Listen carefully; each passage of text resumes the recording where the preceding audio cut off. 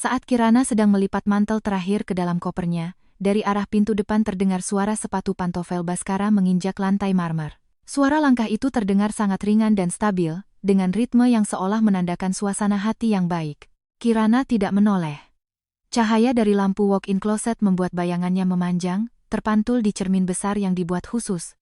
Di dalam cermin, dirinya melipat setiap helai pakaian dengan presisi, meratakannya, lalu menarik resleting tas.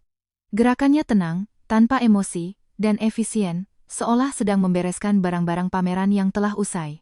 Kirana. Suara Bhaskara terdengar dari ujung koridor. Nada suaranya sedikit meninggi, seperti saat memanggil kucing yang sedang bermalas-malasan di sofa. Tangan Kirana berhenti sejenak. Bukan karena hatinya goyah, melainkan karena suara suaminya hari ini tercampur dengan aroma parfum wanita yang samar dan memabukkan. Georgia Doari. Dia pernah mencium aroma itu sebelumnya. 3 bulan lalu, sebuah pesan muncul di layar ponsel Bhaskara. Mas Bhaskara, aku akan pulang, ya? Diikuti dengan emoji senyum tanpa wajah. Saat itu, Kirana sedang membuatkan kopi untuknya. Pesan itu hilang dalam waktu kurang dari 2 detik, tetapi Kirana mengingat nama parfum itu. Karena keesokan harinya, Bhaskara menyuruh asistennya membeli J Adore edisi terbatas, dengan alasan sebagai hadiah untuk klien.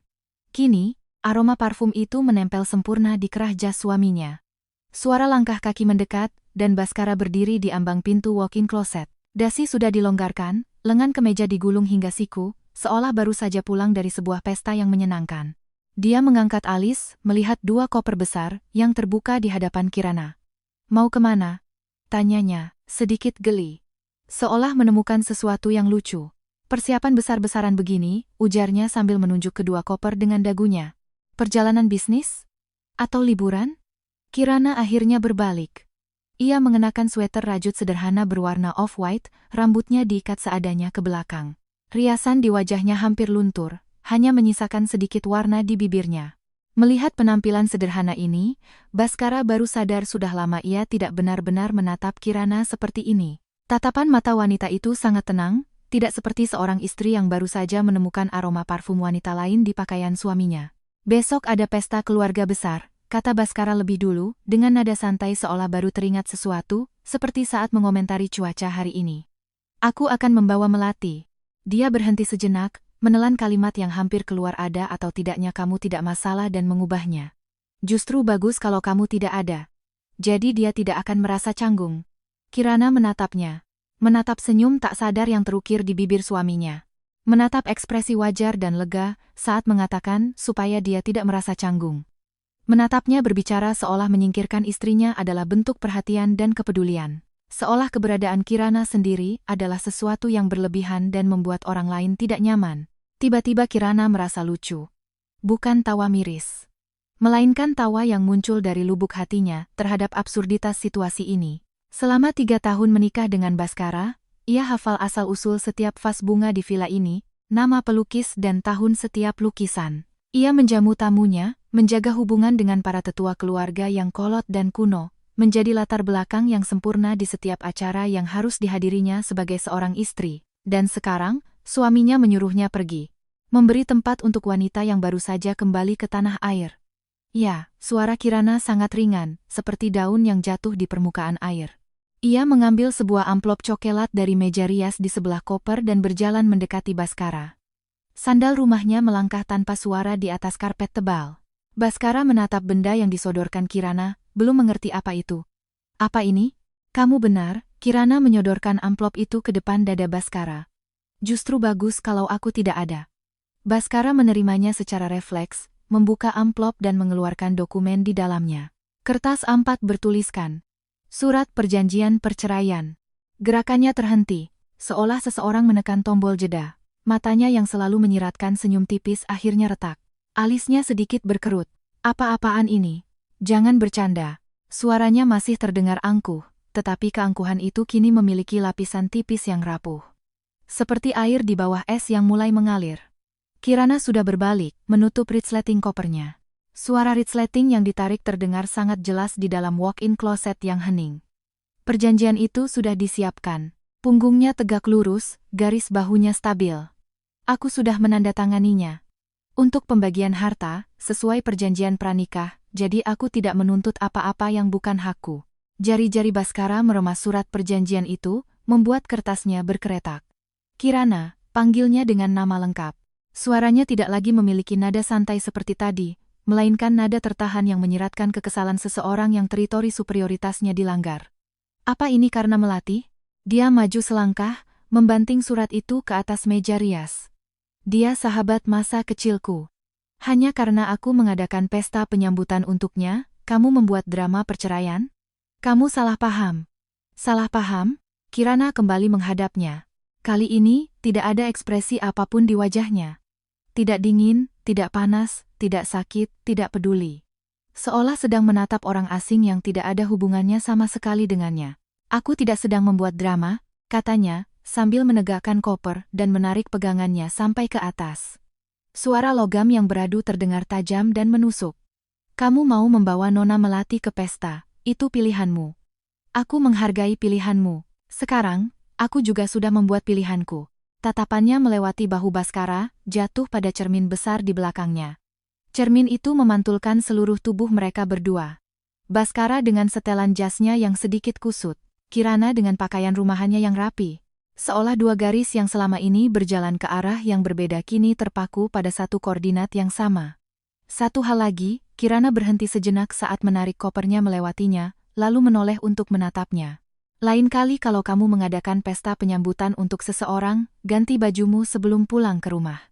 Aroma Jaadore terlalu kuat. Bikin pusing.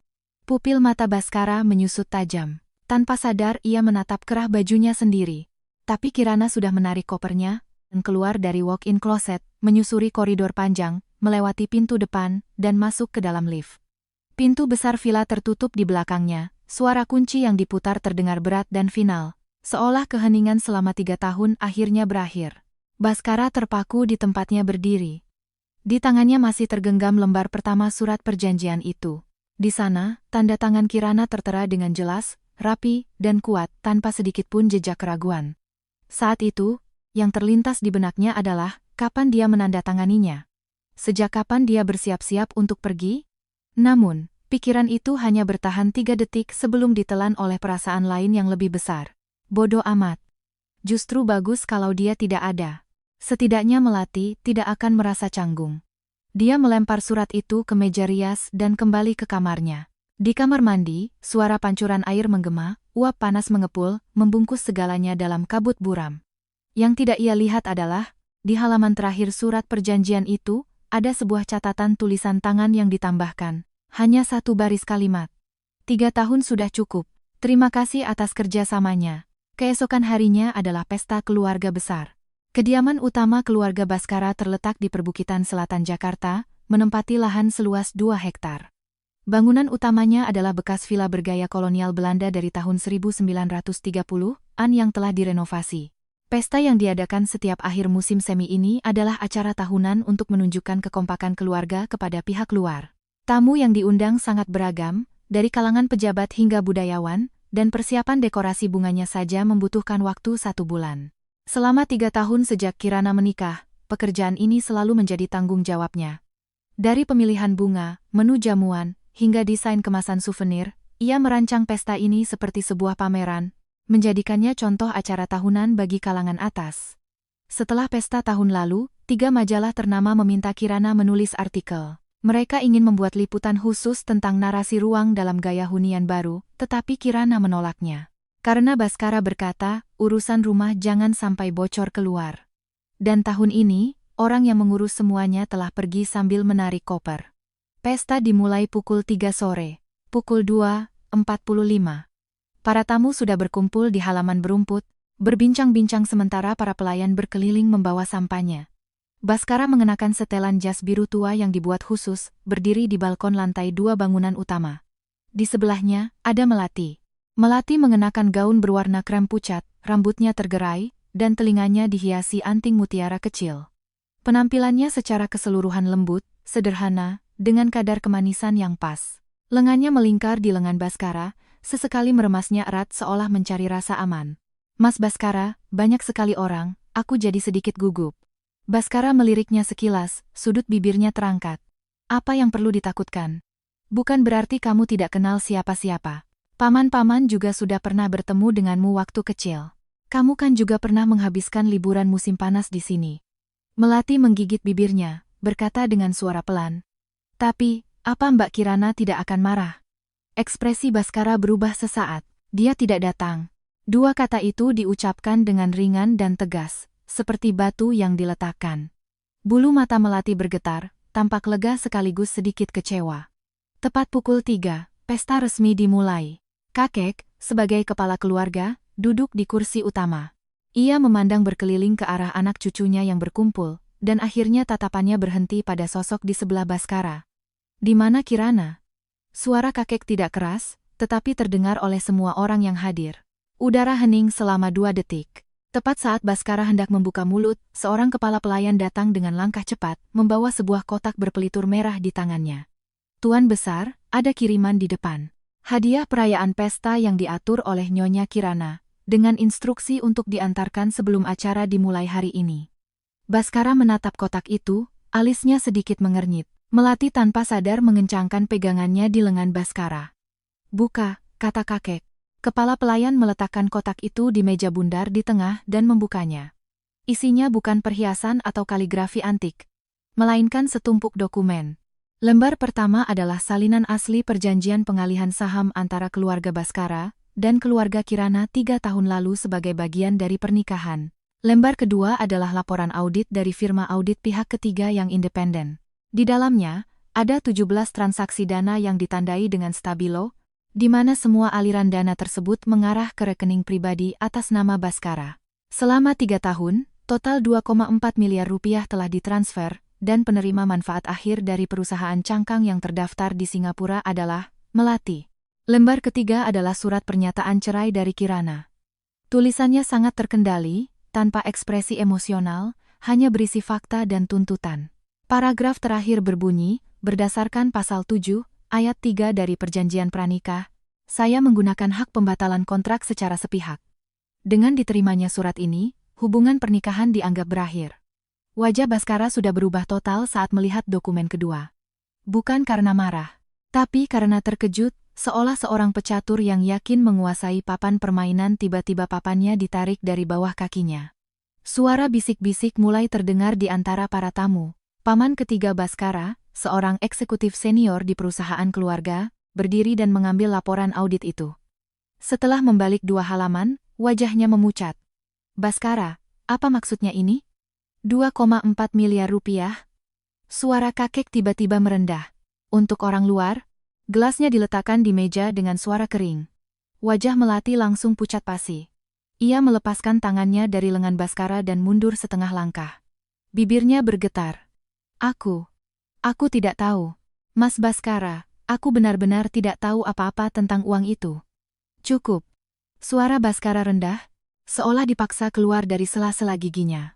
Ia menatap kotak berpelitur merah itu, dokumen di dalamnya, dan tanda tangan Kirana yang tertera di sana. 3 tahun. Apa dia sudah menyelidikinya selama 3 tahun?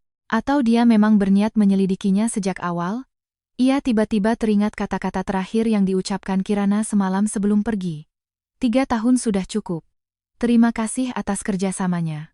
Saat itu, ia mengira itu hanya ucapan kesal. Sekarang ia mengerti, itu bukan kekesalan, melainkan rencana penarikan diri yang cermat dan sempurna. Suasana pesta berubah total. Para tamu mulai mencari alasan untuk pulang, beberapa menelepon di sudut ruangan, yang lain berbisik tentang keluarga Kirana. Wajah kakek sehitam dasar panci. Dan sang paman menuntut diadakannya rapat keluarga darurat saat itu juga. Dan Melati, yang 15 menit lalu masih bergelayut manja di lengan Baskara sambil tersenyum malu-malu, kini hanya bisa berdiri terpaku di tempatnya, seperti tikus yang tersorot lampu, celingukan mencari jalan keluar. Baskara tidak menatapnya. Ia hanya menatap kotak berpelitur merah itu, menatap nama Kirana yang tertulis di surat pernyataan cerai, dengan tulisan tangan yang kuat dan tanpa ragu, persis sama dengan tanda tangan di surat perjanjian semalam. Kirana pindah ke apartemen barunya pukul 10 pagi itu. Apartemen itu berada di lantai teratas sebuah bangunan bergaya Bauhaus yang telah direnovasi di kawasan seni Cipta Rasa, lengkap dengan rooftop. Bangunan ini sendiri merupakan bagian dari proyek seni arsitektur, dan juga menjadi lokasi pameran yang akan ia tangani bulan depan. Apartemen itu atas nama Adira? Tidak. Mungkin tidak tepat menyebutnya atas nama Adira. Seluruh kawasan seni ini, dari galeri seni beton di pintu masuk jalan hingga studio desainer, yang merupakan renovasi dari sebuah villa tua di ujung jalan, semuanya adalah investasi Adira. Dia tidak melakukan pengembangan properti, melainkan hanya berfokus pada inkubasi ruang budaya perkotaan. Hubungan Kirana dengan Adira adalah murni mitra bisnis. Setidaknya, untuk saat ini, musim gugur tahun lalu, Kirana, sebagai kurator independen, diundang ke sebuah forum diskusi di Biennale Seni Rupa Asia Pasifik. Adira adalah moderator forum tersebut. Setelah acara, Adira menghampiri Kirana dan berkata terus terang, "Saya melihat rencana penataan ruang Anda untuk pesta di kediaman Baskara. Itu seharusnya tidak berakhir hanya sebagai acara keluarga. Anda harus melakukan hal yang lebih besar." Itu adalah momen pertama kali kemampuan Kirana yang oleh Baskara didefinisikan sebagai urusan rumah dihargai secara serius. Adira menawarinya kerja sama formal sebagai kurator utama untuk proyek revitalisasi perkotaan di kawasan seni ini. Kontrak, kompensasi, kredit, semua informasi jelas dan transparan, tanpa syarat apapun. Saat itu, Kirana bimbang selama seminggu. Bukan karena merasa tidak mampu, melainkan karena jika ia menerima proyek ini, ia tidak lagi punya alasan untuk meyakinkan dirinya sendiri bahwa ia membutuhkan Baskara. Seminggu kemudian, ia menandatangani kontrak itu dan mulai mempersiapkan perceraian. Kini, cahaya matahari masuk melalui jendela atap di lantai teratas, menciptakan persegi terang di lantai kayu. Kirana berdiri di tengah ruang tamu yang luas dan memandang sekeliling. Tidak ada dekorasi neoklasik yang menyesakkan seperti di kediaman Baskara, tidak ada deretan etalase merek-merek mewah, tidak ada cermin besar yang memantulkan ketidakharmonisan mereka berdua. Hanya ada ruang. Ruang yang bersih, miliknya seorang. Ia menarik napas dalam-dalam. Ponselnya bergetar. Nomor Baskara. Ia melirik layar, tidak mengangkatnya. Ia membalikkan ponsel dan meletakkannya di atas meja. 10 detik kemudian, sebuah pesan masuk. "Di mana kamu?" 30 detik kemudian. "Apa yang kamu kirim ke rumah kakek?" "Kirana, kamu sudah gila?" 1 menit kemudian. "Kirana, jelaskan. Apa kamu sadar apa yang kamu lakukan?" Kirana melihat ketiga pesan itu, sudut bibirnya sedikit terangkat, bukan senyum, melainkan perasaan seperti akhirnya bisa menghembuskan napas yang telah ia tahan selama 3 tahun. Ia tidak membalas, melainkan membuka jendela obrolan lain dan mengirim pesan kepada pengacaranya. "Dokumennya sudah sampai? Bagaimana reaksi kakek?" Balasan dari pengacara datang dengan cepat. "Sudah diterima dengan baik." Tuan Besar langsung menghentikan pesta dan menuntut rapat keluarga. Ekspresi Tuan Baskara tak ternilai. "Selain itu, catatan perubahan pendaftaran komersial perusahaan Cangkang Melati sudah kami dapatkan. Percuma jika pihak lawan mencoba menghilangkan barang bukti." Kirana hanya membalas dengan satu kata, "Baik." Lalu ia menutup ponselnya dan melangkah ke rooftop. Garis langit kota perlahan memudar di senja hari. Di kejauhan, derek-derek di lokasi konstruksi berputar perlahan. Di dekatnya, lampu-lampu kuning hangat dari villa-villa tua yang direnovasi di kawasan seni mulai menyala satu persatu. Ia bersandar di pagar rooftop. Angin meniup rambutnya. 3 tahun, 1095 hari. Selama hari-hari itu, ia belajar satu hal. Untuk keluar dari hubungan yang tidak setara tanpa terluka, yang dibutuhkan bukanlah amarah, air mata, atau konfrontasi histeris. Yang dibutuhkan adalah waktu, bukti, dan pijakan untuk bisa berjalan sendiri. Kini, ia memiliki semuanya. 3 hari kemudian, Baskara datang. Bukan untuk membahas perceraian, tapi untuk bernegosiasi. Permintaannya, "Tarik laporan audit itu. Kalau begitu, syarat-syaratnya bisa kita diskusikan." Kirana menemuinya di studionya. Studio itu berada di lantai 1 apartemen, dengan dinding putih polos yang ditempeli sketsa-sketsa rencana pameran dan sampel material. Satu dinding penuh menjadi lini masa proyek, dengan catatan tempel warna-warni yang menandai setiap tahap. Saat Baskara masuk, langkahnya sejenak terhenti. Ia jelas tidak menyangka Kirana sudah memiliki ruang kerjanya sendiri, dan ruang kerja itu berfungsi dengan sangat teratur. "Duduk." Kirana menunjuk kursi di area tamu, sementara ia sendiri duduk di dekat meja kerja, memegang secangkir kopi hitam. "Silakan." Baskara tidak duduk, ia berdiri di sana, kedua tangan di saku mantel, mengamati segala sesuatu di sekelilingnya. Tatapannya menyusuri dinding lini masa, Dan kerutan di dahinya semakin dalam saat melihat tulisan-tulisan seperti Yayasan Adira dan Kurasi Seni Kontemporer Asia Pasifik. Adira, ya. Tiba-tiba ia berbicara dengan nada yang berbahaya. Pindah ke gedung Adira, mengerjakan proyek Adira, menggunakan sumber daya Adira. Kirana, jangan-jangan kamu sudah lama. Sudah lama apa? Kirana menatapnya. Tatapannya setenang danau tanpa riak. Maksudmu aku sudah lama punya hubungan dengan pria lain? Baskara, ia meletakkan cangkir kopinya dan melipat tangan. Pakaianmu masih berbau parfum wanita lain. Apa kamu yakin mau membahas topik ini denganku? Bibir Baskara terkatup rapat. Itu punya Melati. Dia memakainya terlalu banyak dan tidak sengaja menempel padaku. Aku dan dia tidak ada apa-apa. 2,4 miliar rupiah. Nada suara Kirana pelan, mengucapkan setiap kata dengan jeda. Napas Baskara sejenak menjadi berat. Itu investasi. Investasi untuk sebuah proyek. Perusahaan cangkang di Singapura, lanjut Kirana. Terdaftar di British Virgin Islands. Penerima manfaatnya adalah nama Inggris Melati. Apa ini yang kamu sebut investasi? Ia maju selangkah, menatap lurus ke wajah Baskara. Baskara, kamu pikir aku bodoh? Atau kamu pikir firma audit itu tidak kompeten? Udara membeku. Wajah Baskara berubah-ubah di bawah cahaya lampu, seperti langit sebelum badai. Awan hitam mendekat, dan guntur bergemuruh di kejauhan. Lalu kamu mau apa? Akhirnya ia bertanya dengan suara rendah. Sudah kubilang. Kirana mundur selangkah, kembali ke meja kerjanya dan mengambil cangkir kopi. Seperti yang tertulis di surat perjanjian perceraian, aku tidak meminta sepeser pun lebih, tidak mungkin. Apanya yang tidak mungkin? Perceraian itu tidak mungkin. Baskara maju selangkang, seolah mengintimidasi. Apa kamu tahu situasinya sekarang? Kakek hampir masuk rumah sakit karena laporan itu. Paman mengusulkan di rapat keluarga untuk mencabut hak kepemimpinanku atas proyek. Kamu mau mempermalukan seluruh keluarga Baskara dengan mengumbar hal ini? Kirana menatapnya. Saat ia mengucapkan kata-kata itu, tidak ada sedikit pun rasa bersalah di matanya, hanya ada kemarahan. Kemarahan karena perbuatannya terungkap, kemarahan karena kehilangan kendali. Dan kemarahan karena wanita yang selama ini tidak pernah ia pandang serius, ternyata memiliki kekuatan untuk membuatnya terpojok seperti ini. Baskara. Suaranya tiba-tiba menjadi sangat ringan, seperti jarum yang jatuh di atas kapas. Sadar tidak? Sejak kamu masuk ke ruangan ini, kamu sudah mengatakan tidak mungkin 2 kali dan kamu mau apa sekali. Tapi kamu belum pernah mengatakan, maaf, 1 kali pun. Mulut Baskara sedikit terbuka. Kamu juga tidak pernah bertanya, lanjut Kirana, bagaimana kabarku selama 3 tahun ini? Ia meletakkan cangkir kopinya, merapikan tumpukan dokumen di atas meja kerja dan memasukkannya ke dalam laci. Gerakannya tetap presisi, cekatan, dan tanpa gerakan sia-sia.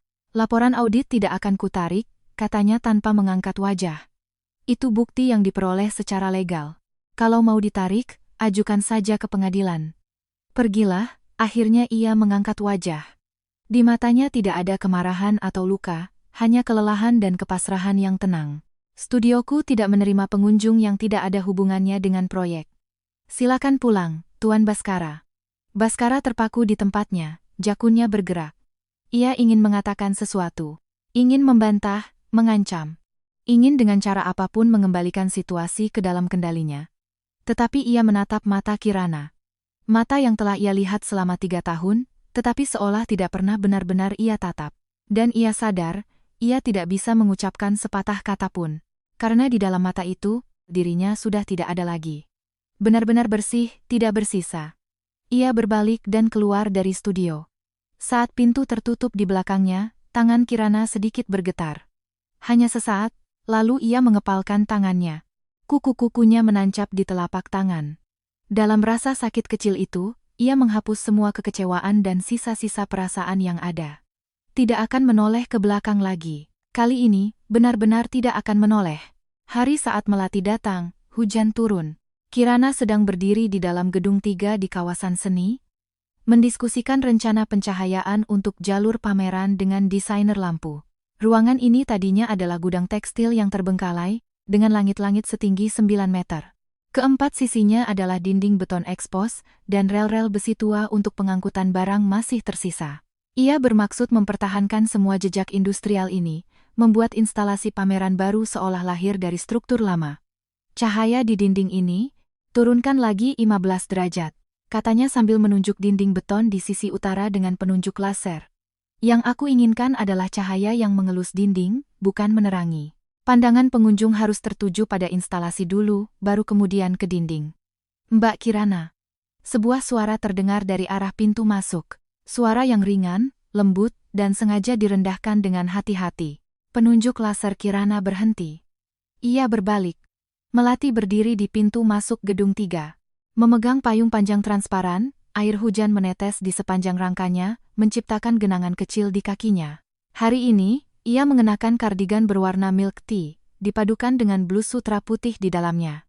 Ujung rambutnya sedikit ikal, membuatnya tampak lembut, rapuh, dan polos, seolah keluar dari halaman majalah. Matanya sedikit merah, entah karena menangis sebelum datang atau memang sengaja dirias seperti itu. Maaf mengganggu. Aku tahu Mbak sibuk. Hanya saja. Melati menggigit bibir bawahnya, suaranya semakin pelan. Ada yang ingin aku bicarakan langsung. Desainer lampu melihat Kirana dan Melati bergantian, lalu dengan sopan membereskan peralatannya. Mbak Kirana, saya ke sana dulu untuk mengatur ulang lampunya. Ya, silakan. Kirana tidak langsung menjawab Melati. Ia memasukkan penunjuk laser ke sakunya, pergi ke meja kerja di sebelahnya, mengambil botol minumnya, dan dengan perlahan membuka tutupnya untuk minum seteguk. Gerakannya tidak terburu-buru, seolah tidak ada tamu tak diundang di hadapannya. Melati menunggu di tempatnya selama 10 detik, tetapi melihat Kirana tidak kunjung bicara. Ia akhirnya maju beberapa langkah, melipat payungnya dan meremas kedua tangannya. Mbak Kirana, kedatanganku ke sini untuk meluruskan kesalahpahaman. Antara aku dan Mas Baskara, benar-benar tidak ada hubungan seperti yang Mbak pikirkan. Kirana menutup botol minumnya dan akhirnya menoleh padanya. Oh ya. Lalu, bulu mata Melati bergetar. Sepertinya, ia tidak menyangka lawannya akan setenang ini.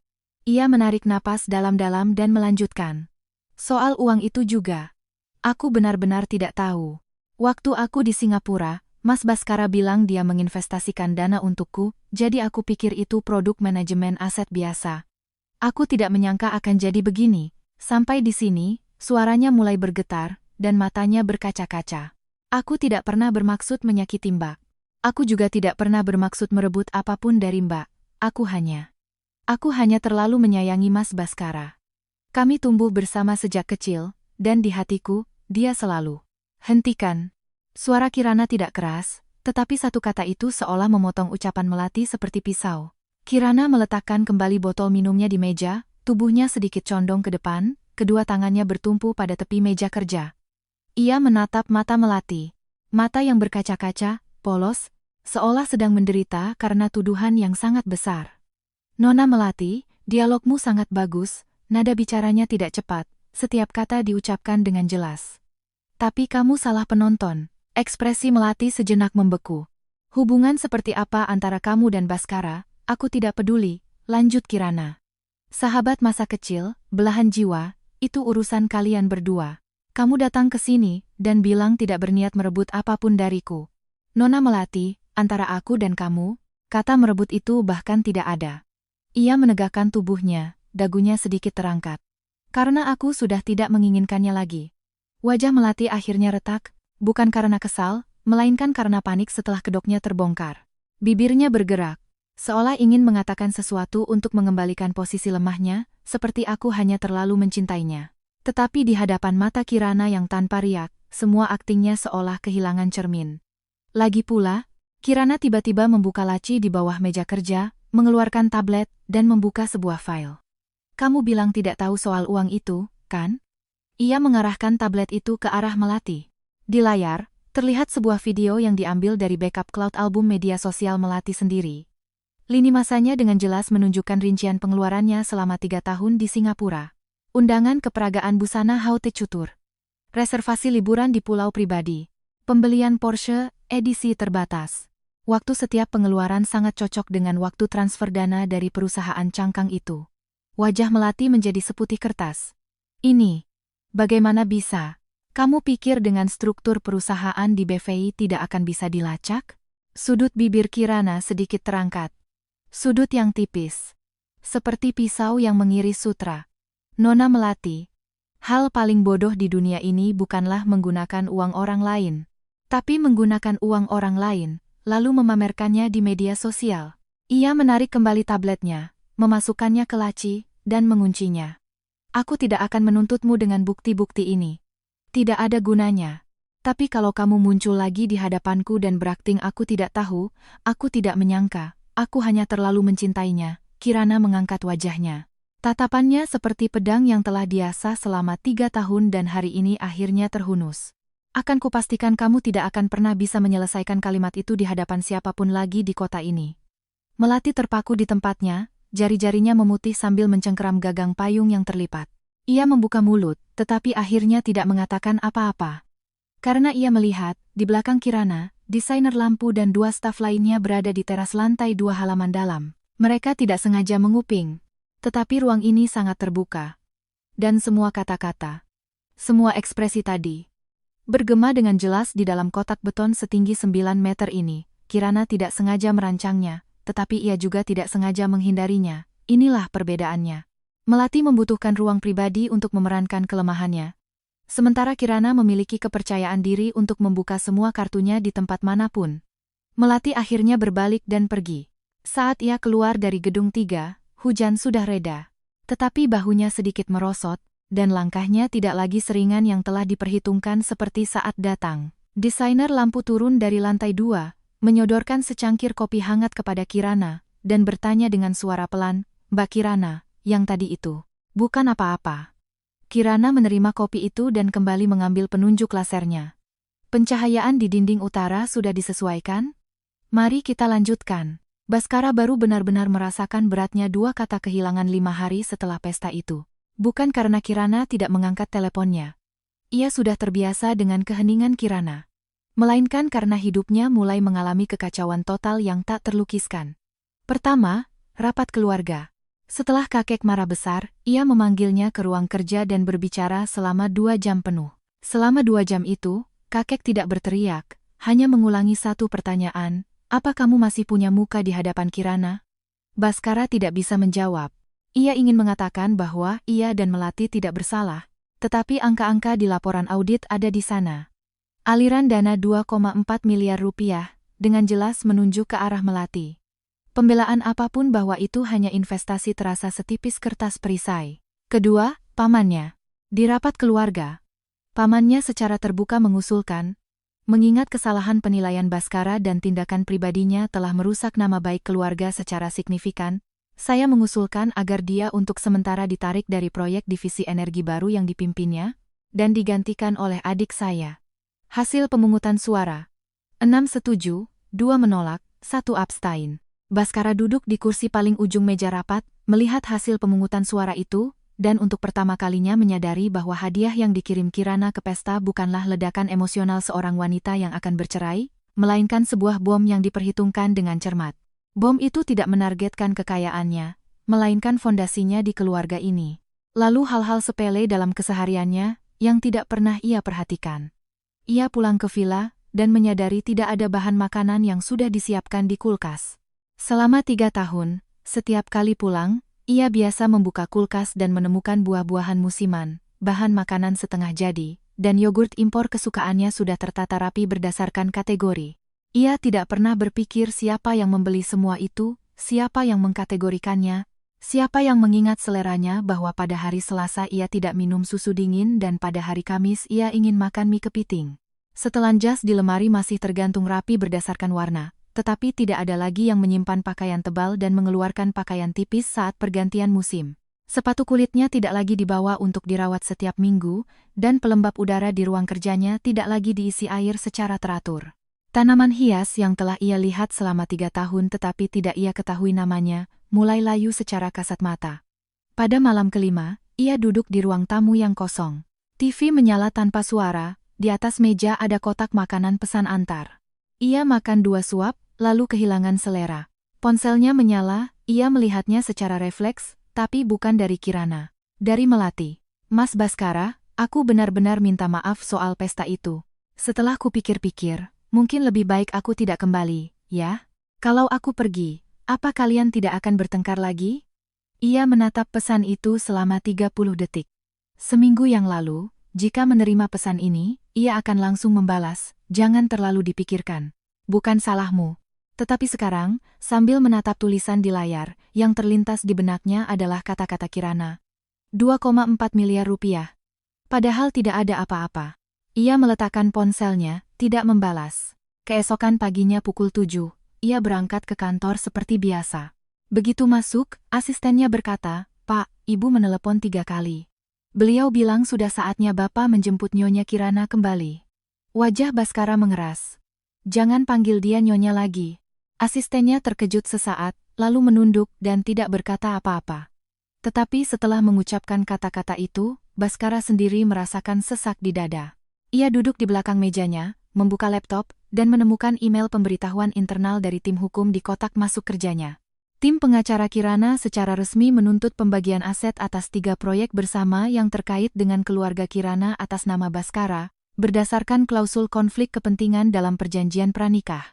Ini berarti, jika perceraian terjadi, ia tidak hanya akan kehilangan Kirana, tetapi juga akan kehilangan bagian saham dari keluarga Kirana di 3 proyek inti yang ia peroleh melalui pernikahan. Keluarga Kirana bukanlah keluarga biasa.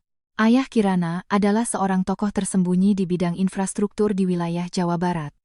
Pernikahan mereka berdua saat itu, di permukaan, adalah pernikahan antar keluarga terpandang yang setara. Tetapi di baliknya, keluarga Baskara membutuhkan kualifikasi konstruksi dan koneksi pemerintah dari keluarga Kirana untuk mendapatkan lisensi proyek pembangunan energi baru. 3 tahun sejak Kirana menikah adalah persis 3 tahun di mana ketiga proyek ini berjalan dari tahap awal hingga realisasi. Sekarang, Kirana akan pergi. Sambil membawa serta semua yang ada di balik proyek-proyek itu. Baskara akhirnya merasakan hawa dingin yang merayap dari telapak kakinya. Bukan hawa dingin karena kehilangan seorang istri, melainkan hawa dingin karena kehilangan seluruh papan permainan. Ia mengambil telepon dan menelepon nomor Kirana. Setelah 6 kali dering, tidak ada yang mengangkat. Kirana tidak mengangkat telepon Baskara bukan karena benci, melainkan karena sudah tidak perlu lagi. Saat itu, ia sedang duduk di kafe di gedung 1 kawasan seni. Di seberangnya, Adira duduk. Adira baru saja kembali dari New York, jet lag-nya belum sepenuhnya pulih, ada lingkaran hitam tipis di bawah matanya. Tetapi auranya, meskipun lelah, memancarkan ketenangan yang tak bisa diabaikan. Itu bukan ketenangan orang berkuasa seperti Baskara.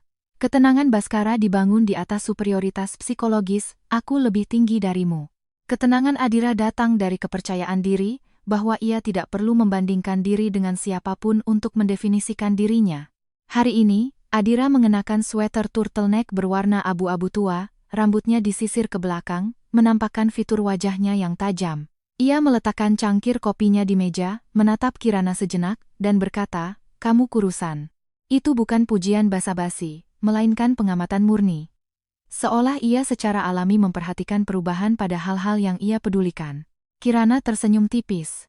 "Akhir-akhir ini sibuk. Rencana pencahayaan untuk gedung 3 sudah direvisi 3 kali. Aku sudah lihat rencana ketigamu yang kamu kirim." Adira mengangguk. "Cahaya yang mengelus dinding utara itu idemu yang cemerlang." "Ya, aku ingin mempertahankan tekstur aslinya, tapi volume instalasi baru terlalu besar. Kalau sumber cahayanya terlalu terang, akan merampas narasi ruang itu sendiri. Jadi kamu memilih untuk mundur," kata Adira. Kirana sejenak kehilangan kata-kata. Adira menatapnya, sudut bibirnya sedikit terangkat. Senyumnya tipis, tetapi tulus. "Caramu melakukan kurasi sama seperti caramu menjalani hidup, ya. Selalu mundur selangkah, memberikan tempat terbaik untuk karya itu sendiri. Kamu sendiri selalu memilih menjadi peran pendukung." Ia mengucapkan kata-kata itu, lalu menyesap kopinya seteguk, seolah hanya mengungkapkan pengamatan yang sangat wajar. Jari-jari Kirana di atas pangkuannya sedikit terkepal. Karena selama 3 tahun, Baskara tidak pernah sekalipun menyadari hal ini. Ia hanya akan berkata, "Kerja bagus," pujian yang ringan dan meremehkan seperti sedekah. Tidak ada yang pernah memberitahunya bahwa mundur itu adalah pilihan, bukan kelemahan. "Adira," panggilnya. Kamu memanggilku ke sini hari ini pasti bukan hanya untuk membahas rencana pencahayaan, kan?" Adira meletakkan cangkir kopinya, kedua tangannya terlipat di atas meja. Ia menatap Kirana selama beberapa detik, lalu mengeluarkan sebuah dokumen dari saku dalam mantelnya. "Forum Asia Pasifik bulan depan. Aku mendapatkan slot untuk pidato utama." Ia mendorong dokumen itu ke arah Kirana. "Aku ingin memberikan slot ini untukmu." Kirana menunduk menatap dokumen itu. Penyelenggara forum adalah Yayasan Kebudayaan Asia Pasifik. Daftar pesertanya mencakup para mitra dari firma arsitektur ternama di 7 negara. Ini bukan sekadar kesempatan pidato. Ini adalah tiket masuk ke pusat kurasi internasional. Adira, ini kan slotmu. Aku sudah berada di dunia itu, nada bicaranya datar, seolah menyatakan fakta yang tak terbantahkan. Kamu belum, tapi kamu adalah orang yang seharusnya ada di sana. Tatapannya melewati uap cangkir kopi, tertuju pada Kirana. Kirana, sejak musim gugur tahun lalu aku sudah mengamati karyamu dan dirimu sebagai pribadi. Kemampuan yang kamu miliki jauh melampaui tempatmu sekarang. Selama 3 tahun terakhir, kamu terkurung dalam sebuah bingkai yang tidak memungkinkanmu menjadi dirimu sendiri. Sekarang kamu sudah keluar dari sana. Aku ingin kamu pergi lebih jauh. Aku tidak ingin kamu menghabiskan bakatmu dengan mengurus sisa-sisa masalah. Mendengar kata-kata itu, Kirana merasakan sesuatu yang asam dan hangat naik ke tenggorokannya. Bukan rasa cinta, melainkan perasaan dilihat. Selama 3 tahun. 3 tahun tidak ada yang pernah memandangnya seperti ini. Bukan karena latar belakang keluarganya, bukan karena statusnya, bukan karena nilai tambahnya sebagai istri Baskara. Melainkan dirinya sendiri. Estetikanya, penilaiannya, pemahamannya tentang ruang dan narasi. Aku tidak sedang merayumu, loh. Adira tiba-tiba tersenyum tipis dan menambahkan. Setidaknya, tidak untuk saat ini. Ini adalah penilaian profesional. Karyamu pantas berada di panggung yang lebih besar. Kirana mengangkat wajahnya menatap Adira. Matanya sangat jernih, tanpa perhitungan, tanpa hasrat posesif, tanpa embel-embel aku sudah membantumu jadi kamu harus berterima kasih. Hanya ada keyakinan. Keyakinan bahwa Kirana bisa melakukannya. Baik, Kirana mengulurkan tangan dan menerima dokumen itu. Saya terima. Adira mengangguk. Kalau ada yang bisa kubantu, katakan saja kapanpun. Lalu ia berdiri, hendak pergi, tetapi setelah berjalan 2 langkah, ia berhenti dan berbalik menatapnya. Kalau pria bernama Baskara itu membuat keributan lagi di studimu, beritahu aku. Tidak apa-apa? Kirana tersenyum padanya. Senyum itu lebih cerah dari kapanpun sebelumnya. Saya bisa menanganinya sendiri. Adira menatap senyumnya, berhenti sejenak, lalu ia pun tersenyum. Aku tahu. Ia keluar dari kafe.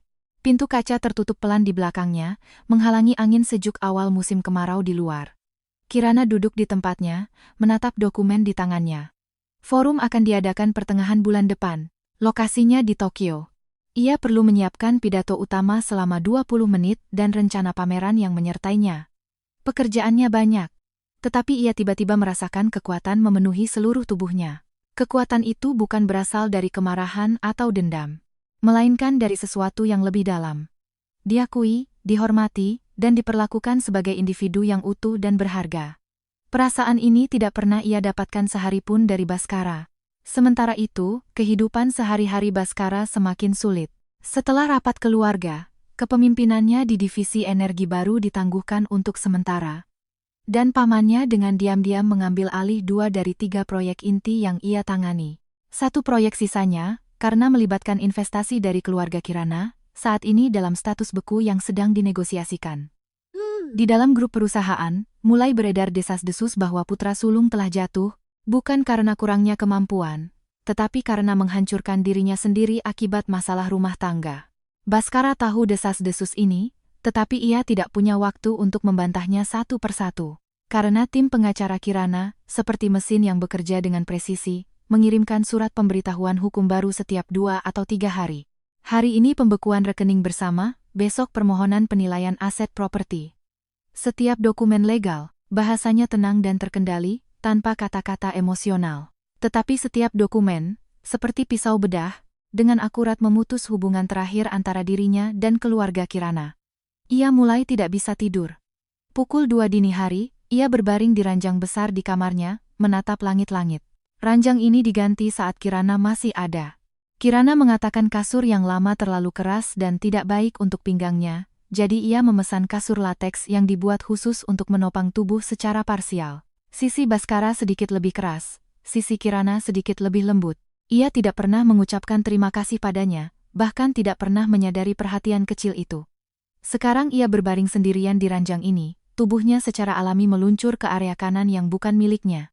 Kasur yang lebih lembut itu menopang tubuhnya, memancarkan aroma cucian yang samar dan hampir hilang. Bukan parfum. Aroma yang biasa dipakai Kirana, yang bahkan mereknya pun ia tidak tahu. Bhaskara membalikkan badan, membenamkan wajahnya di bantal. Di meja samping tempat tidur, ponselnya menyala diam-diam. Ia membuka kuncinya, menggulir daftar kontak dan menemukan nama Kirana. Foto profilnya adalah foto yang diambil di Ubud saat tahun pertama pernikahan mereka. Kirana berdiri di tepi sungai Ayung, angin meniup ujung gaunnya, dan ia menahannya sambil tersenyum tipis ke samping. Jarinya berhenti lama di atas foto itu, tetapi pada akhirnya ia tidak menelepon. Bukan tidak mau. Ia tidak tahu harus berkata apa. Pulanglah? Atas dasar apa? Ia bahkan tidak bisa mengucapkan satu kata maaf. Ia menemukan studio Kirana pada suatu sore hari kerja. Kali ini bukan dengan sikap negosiasi, bukan dengan setelan jas mahal yang mengintimidasi. Ia hanya mengenakan kaos gelap biasa, memakai topi, seolah tidak ingin dikenali siapapun. Pintu studio tertutup, tetapi melalui jendela kaca dari lantai ke langit-langit, ia bisa melihat lampu di dalam menyala. Kirana duduk di depan meja panjang, menghadap layar laptop. Di sekelilingnya berserakan sampul panel pameran dan cetakan gambar kerja. Ia fokus pada pekerjaannya, dan zeta yang begitu total itu seolah memangkarkan cahaya. Ia belum pernah melihat Kirana seperti ini. Kirana dalam ingatannya selalu tenang, sopan, dan menjaga jarak yang pas. Ia tidak menonjol, tidak glamor, menyembunyikan semua bakatnya di balik status istri Bhaskara. Ia dulu mengira itulah keseluruhan diri Kirana. Sekarang ia tahu, itu bukan segalanya, melainkan hanya sebagian dari dirinya yang sengaja ia pangkas agar bisa hidup dalam bingkai yang diciptakan Bhaskara. Bhaskara berdiri di luar jendela, menatapnya lama. Ketika Kirana berdiri dan meregangkan badan, pandangannya secara kebetulan mengarah ke jendela, dan ia menyadari keberadaan Bhaskara. Mereka saling menatap selama 3 detik, dipisahkan oleh selembar kaca. Ekspresi Kirana tidak berubah. Tidak terkejut, tidak benci, tidak tegang. Seolah melihat seseorang yang sudah ia duga akan muncul. Ia berjalan mendekat dan membuka pintu sedikit. Tidak mengundangnya masuk. Ada apa? Tenggorokan Bhaskara bergerak. Aku. Suaranya sangat serak, seolah sudah lama tidak minum air. Aku ingin bicara soal perceraian. Bicaralah dengan pengacara. Bukan soal perceraian. Kirana menatapnya. Bhaskara berdiri di bawah lampu jalan, pinggiran topinya menutupi separuh wajahnya, tetapi Kirana bisa melihat garis rahangnya lebih tajam dari seminggu yang lalu, dan lingkaran hitam di bawah matanya terlihat sangat jelas. Lalu soal apa? Tanyanya. Bhaskara terdiam lama, lalu mengucapkan satu kalimat yang sama sekali tidak ia duga. Aku ingin tahu. Selama 3 tahun ini, apa kamu pernah bahagia, walau hanya sehari? Jari-jari Kirana sedikit mencengkeram kusen pintu. Ia tidak menjawab, karena pertanyaan itu sudah sangat terlambat. Bhaskara. Suaranya datar, tetapi ada getaran yang sangat tipis di dalamnya. Kamu seharusnya tidak menanyakan itu padaku. Tanyakan pada dirimu sendiri. Selama 3 tahun ini, apa kamu pernah benar-benar melihat aku, walau hanya sehari? Ia mundur selangkah dan menutup pintu. Suara kunci yang diputar terdengar ringan, tetapi di kawasan seni yang sunyi di tengah malam, suara itu bergema seperti jenderang yang ditabuh sekali. Bhaskara berdiri di luar pintu, mendengar suara itu, lalu berbalik dan pergi. Sampai di sudut jalan, ia berhenti, membungkuk dan menumpukan kedua tangannya di lutut. Ia gemetar. Bukan karena dingin. Karena ia akhirnya mengerti arti kata-kata itu. Yang Kirana tanyakan bukanlah apakah kamu mencintaiku? Yang ia tanyakan adalah, apakah kamu melihat aku? Jawabannya, Bhaskara sendiri tahu. Selama 3 tahun, tidak pernah, tidak sehari pun. Bhaskara mulai menyelidiki tentang Melati 3 hari setelah malam itu, setelah pergi dari depan studio Kirana. Bukan karena omelan orang tuanya. Melainkan karena pamannya mengirimkan informasi pendaftaran komersial dana investasi Melati di Singapura ke grup obrolan keluarga. Menurut informasi itu, dana tersebut didirikan 8 bulan lebih awal dari yang Bhaskara ketahui. Artinya, Melati sudah menyiapkan struktur perusahaannya sebelum secara resmi mengemukakan perlunya investasi kepadanya. Melihat tanggal itu, Bhaskara merasa merinding. Ia meminta asisten pribadinya untuk menarik semua catatan komunikasi antara dirinya dan Melati selama 3 tahun, pesan, email, stempel waktu rekaman panggilan. Ia bukan tipe orang yang sengaja menyimpan riwayat obrolan, tetapi ponselnya terhubung dengan sistem cadangan perusahaan, dan semua datanya tersimpan. Asistennya membutuhkan waktu 2 hari untuk menyusun lini masa. Ketika lini masa itu diletakkan di hadapannya, kedua tangannya gemetar. 3 tahun lalu, 2 bulan setelah Kirana menikah dengan keluarga Baskara, pesan pertama dari Melati dari Singapura tiba. Mas Baskara, di sini ada sedikit masalah, bisa tolong lihatkan proyekku? Bukan soal uang, tapi aku tidak bisa memutuskan sendiri. Apa balasannya saat itu? Kirim saja. Nanti kulihat, hanya 4 kata. Dengan enteng. Lalu transfer pertama, 80 juta rupiah. Ia ingat jumlahnya. Saat itu, ia menganggapnya uang kecil. Hanya untuk membantu sahabat masa kecil. Tetapi sejak saat itu, setiap 3 bulan, Melati akan meminta tambahan investasi dengan berbagai alasan. Perlu biaya pembaruan proyek, mitra mundur sehingga perlu menutupi kekurangan dana, perlu biaya untuk pendaftaran di luar negeri. Setiap kali jumlahnya tidak terlalu besar, 200 juta, 300 juta, 150 juta, tetapi selama 3 tahun, totalnya mencapai 2,4 miliar rupiah. Dan waktu-waktu di mana Melati mengajukan permintaan, jika Baskara melihatnya kembali sekarang, semuanya bertepatan dengan saat-saat di mana ada sedikit gesekan antara dirinya dan Kirana. Misalnya, yang pertama, saat Kirana baru saja menikah, ia sibuk dengan pekerjaan dan sering tidak di rumah. Ada suasana canggung di antara mereka. Misalnya, yang ketujuh, pertengahan tahun itu, saat Kirana ingin pulang ke rumah orang tuanya selama 2 hari, ia dengan enteng berkata, "Terserah kamu." Malam itu, ia minum sedikit dan telepon dari Melati datang. "Mas Baskara, aku kangen rumah." Misalnya, yang ke-12, musim dingin tahun lalu, saat ia hanya berkomentar, "Ya, lumayanlah," tentang rencana pesta yang disusun Kirana. Kirana tidak mengatakan apa-apa, tetapi pada akhir pekan itu, dan pada hari Senin berikutnya, pesan dari Melati datang. "Mas Baskara, ada apa? Aku tahu perasaanmu." Baskara membaca lini masa itu berulang kali. Saat ia sedang tertekan, saat ada jarak antara dirinya dan Kirana, Melati pasti akan muncul di saat yang tepat. Seperti perangkat lunak yang terprogram, yang aktif tepat di saat ia paling lemah. Ia menarik napas dalam-dalam, dan mengambil data lain. Catatan keluar masuk Melati dari Indonesia, selama 3 tahun ini. Ia tinggal di Singapura, tetapi selama 3 tahun ia pulang sebanyak 11 kali. Setiap kali durasi tinggalnya singkat, 2 atau 3 hari hingga seminggu, tetapi 4 di antaranya bertepatan persis dengan saat Kirana sedang bepergian untuk pameran atau pulang ke rumah orang tuanya. Artinya, pada 4 kesempatan itu, ia pulang dengan keyakinan bahwa Kirana tidak ada. Baskara mendorong dokumen itu ke samping, bersandar di kursinya, dan memejamkan mata. Ia akhirnya mengerti satu hal. Melati tidak sengaja menggunakan uangnya. Ia secara terencana, jangka panjang, seperti merebus katak dalam air hangat, sedikit demi sedikit menggerogoti hubungan yang memang sudah rapuh antara dirinya dan Kirana, dan ia telah bekerja sama dengan sempurna.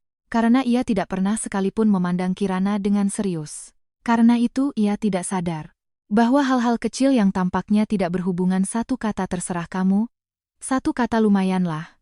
Kerah baju yang berbau parfum wanita lain di dalam hati Kirana, adalah satu demi satu paku yang dicabut, hingga akhirnya seluruh menara runtuh. Ia membuka mata, mengambil ponselnya, dan mengirim pesan ke Melati. "Perusahaan BVI itu, kapan didirikan?" Balasan dari Melati datang setelah lebih dari 15 menit. "Mas Baskara, bicara apa? Aku tidak begitu mengerti soal itu. Apa pengacara bilang sesuatu? Tolong jangan salah paham ya." Baskara menatap pesan itu, bibirnya menyeringai tanpa suara. 3 tahun, nada yang sama, alasan yang sama. "Aku tidak mengerti." "Jangan. Aku peduli padamu." Ia membalikan ponselnya di atas meja, tidak membalas lagi. Lalu ia melakukan sesuatu yang belum pernah ia lakukan sebelumnya. Ia membuka daftar kontak, menemukan nama Kirana, dan mulai menulis pesan panjang. Menulis dan menghapus, lebih dari 10 kali. Akhirnya, yang ia kirim hanya 1 kalimat. "Kamu benar. Selama 3 tahun ini, aku tidak pernah sekalipun benar-benar melihat kamu. Maafkan aku." Pesan terkirim, statusnya dibaca, tetapi tidak ada balasan. 1 menit, 5 menit, 10 menit, 1 jam.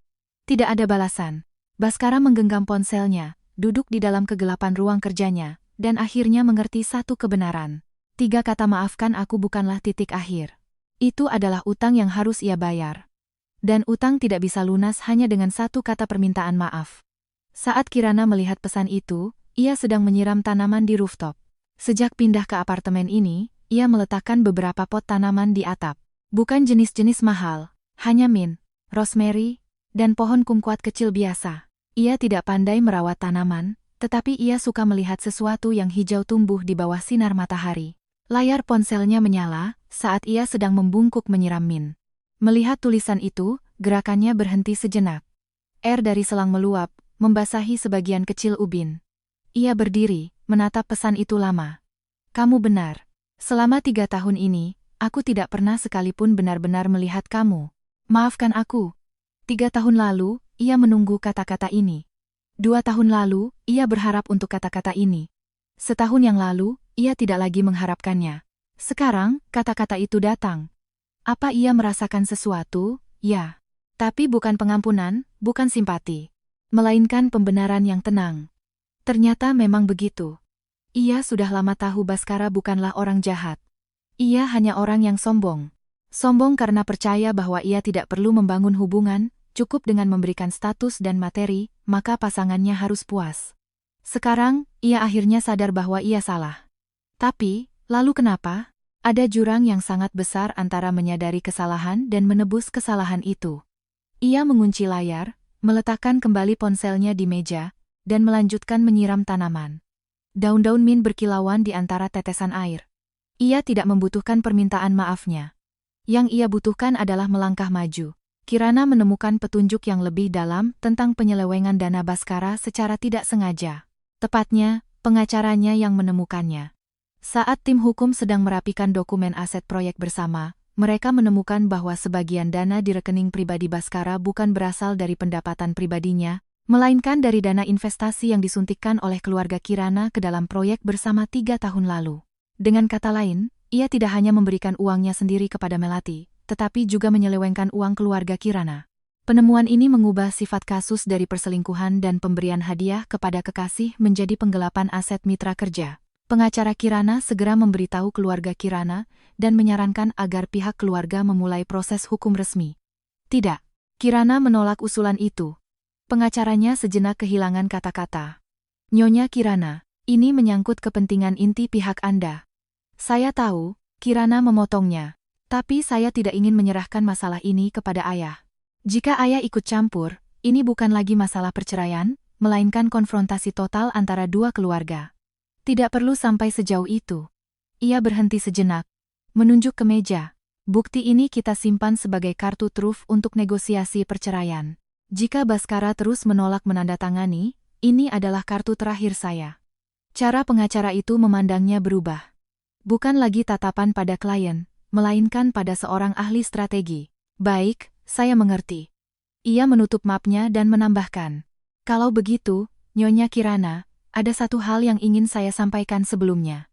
Tuan Bhaskara belakangan ini sering menghubungi lingkaran pertemanan Anda, mencoba menyampaikan pesan melalui kenalan bersama. Langkah berikutnya, ada kemungkinan dia akan menekan Anda dengan mencoba menghalangi para mitra kerja proyek Anda. Kirana sedikit mengangkat alis. Menghalangi jalanku? Ada kemungkinan itu. Keluarga Bhaskara memang tidak berinvestasi langsung di kawasan Cipta Rasa ini, tetapi mereka memiliki hubungan kerja sama dengan beberapa perusahaan properti besar. Jika mereka melobi agar proyek kurasi Anda dihambat, tidak apa-apa, kata Kirana. Pengacaranya menatapnya, menunggu kelanjutan. Kawasan seni ini milik Adira. Nada bicaranya datar, menyatakan fakta seperti membacakan ramalan cuaca. Bhaskara tidak bisa menyentuhnya. Pengacara itu mengangguk, tetapi tetap menambahkan, sikap Tuan Adira memang perisai yang sangat kuat. Tetapi Nyonya Kirana, jika pihak lawan mengetahui hubungan kerja sama Anda dengan Tuan Adira, ada kemungkinan mereka akan melancarkan serangan di level opini publik. Mendengar itu, Kirana tertawa. Senyumnya mengandung ironi yang tipis. Dia sendiri memelihara kekasih selama 3 tahun, sekarang dia mau menuduh hubungan bisnis saya dengan mitra kerja tidak pantas? Ia berdiri dan merapikan dokumen di atas meja. Biarkan saja mereka bicara. Era membuktikan kepolosan sudah berakhir. Saya punya laporan audit, aliran dana, dan bukti. Dia punya apa? Pengacara itu tidak mengatakan apa-apa lagi. Ia tahu bahwa kapasitas wanita di hadapannya jauh melampaui banyak kliennya. Ia tidak hanya sedang menangani kasus. Ia sedang membangun kembali seluruh papan permainan. Namun, langkah Bhaskara berikutnya lebih cepat dari perkiraan pengacara, dan di luar dugaan. Ia tidak menyentuh proyek Kirana. Ia menyentuh dirinya sendiri. 10 hari setelah rapat keluarga, Baskara dalam sebuah rapat internal mengusulkan untuk membekukan semua aset terkait perusahaan cangkang di Singapura atas nama Melati, dan menugaskan sebuah firma hukum internasional untuk melakukan pelacakan aset. Pada saat yang sama, ia atas nama pribadi mengembalikan seluruh 2,4 miliar rupiah ke dana perwalian keluarga Baskara. Saat berita itu tersiar, Kirana sedang melakukan gladi bersih terakhir di Gedung 3 bersama desainer lampu. Asistennya berlari menghampirinya sambil membawa ponsel. "Mbak Kirana, lihat ini." Katanya Pak Baskara sudah mengembalikan semua uang itu. Dan rekening Melati juga dibekukan. Kirana menerima ponsel itu dan melihat berita kilat tersebut.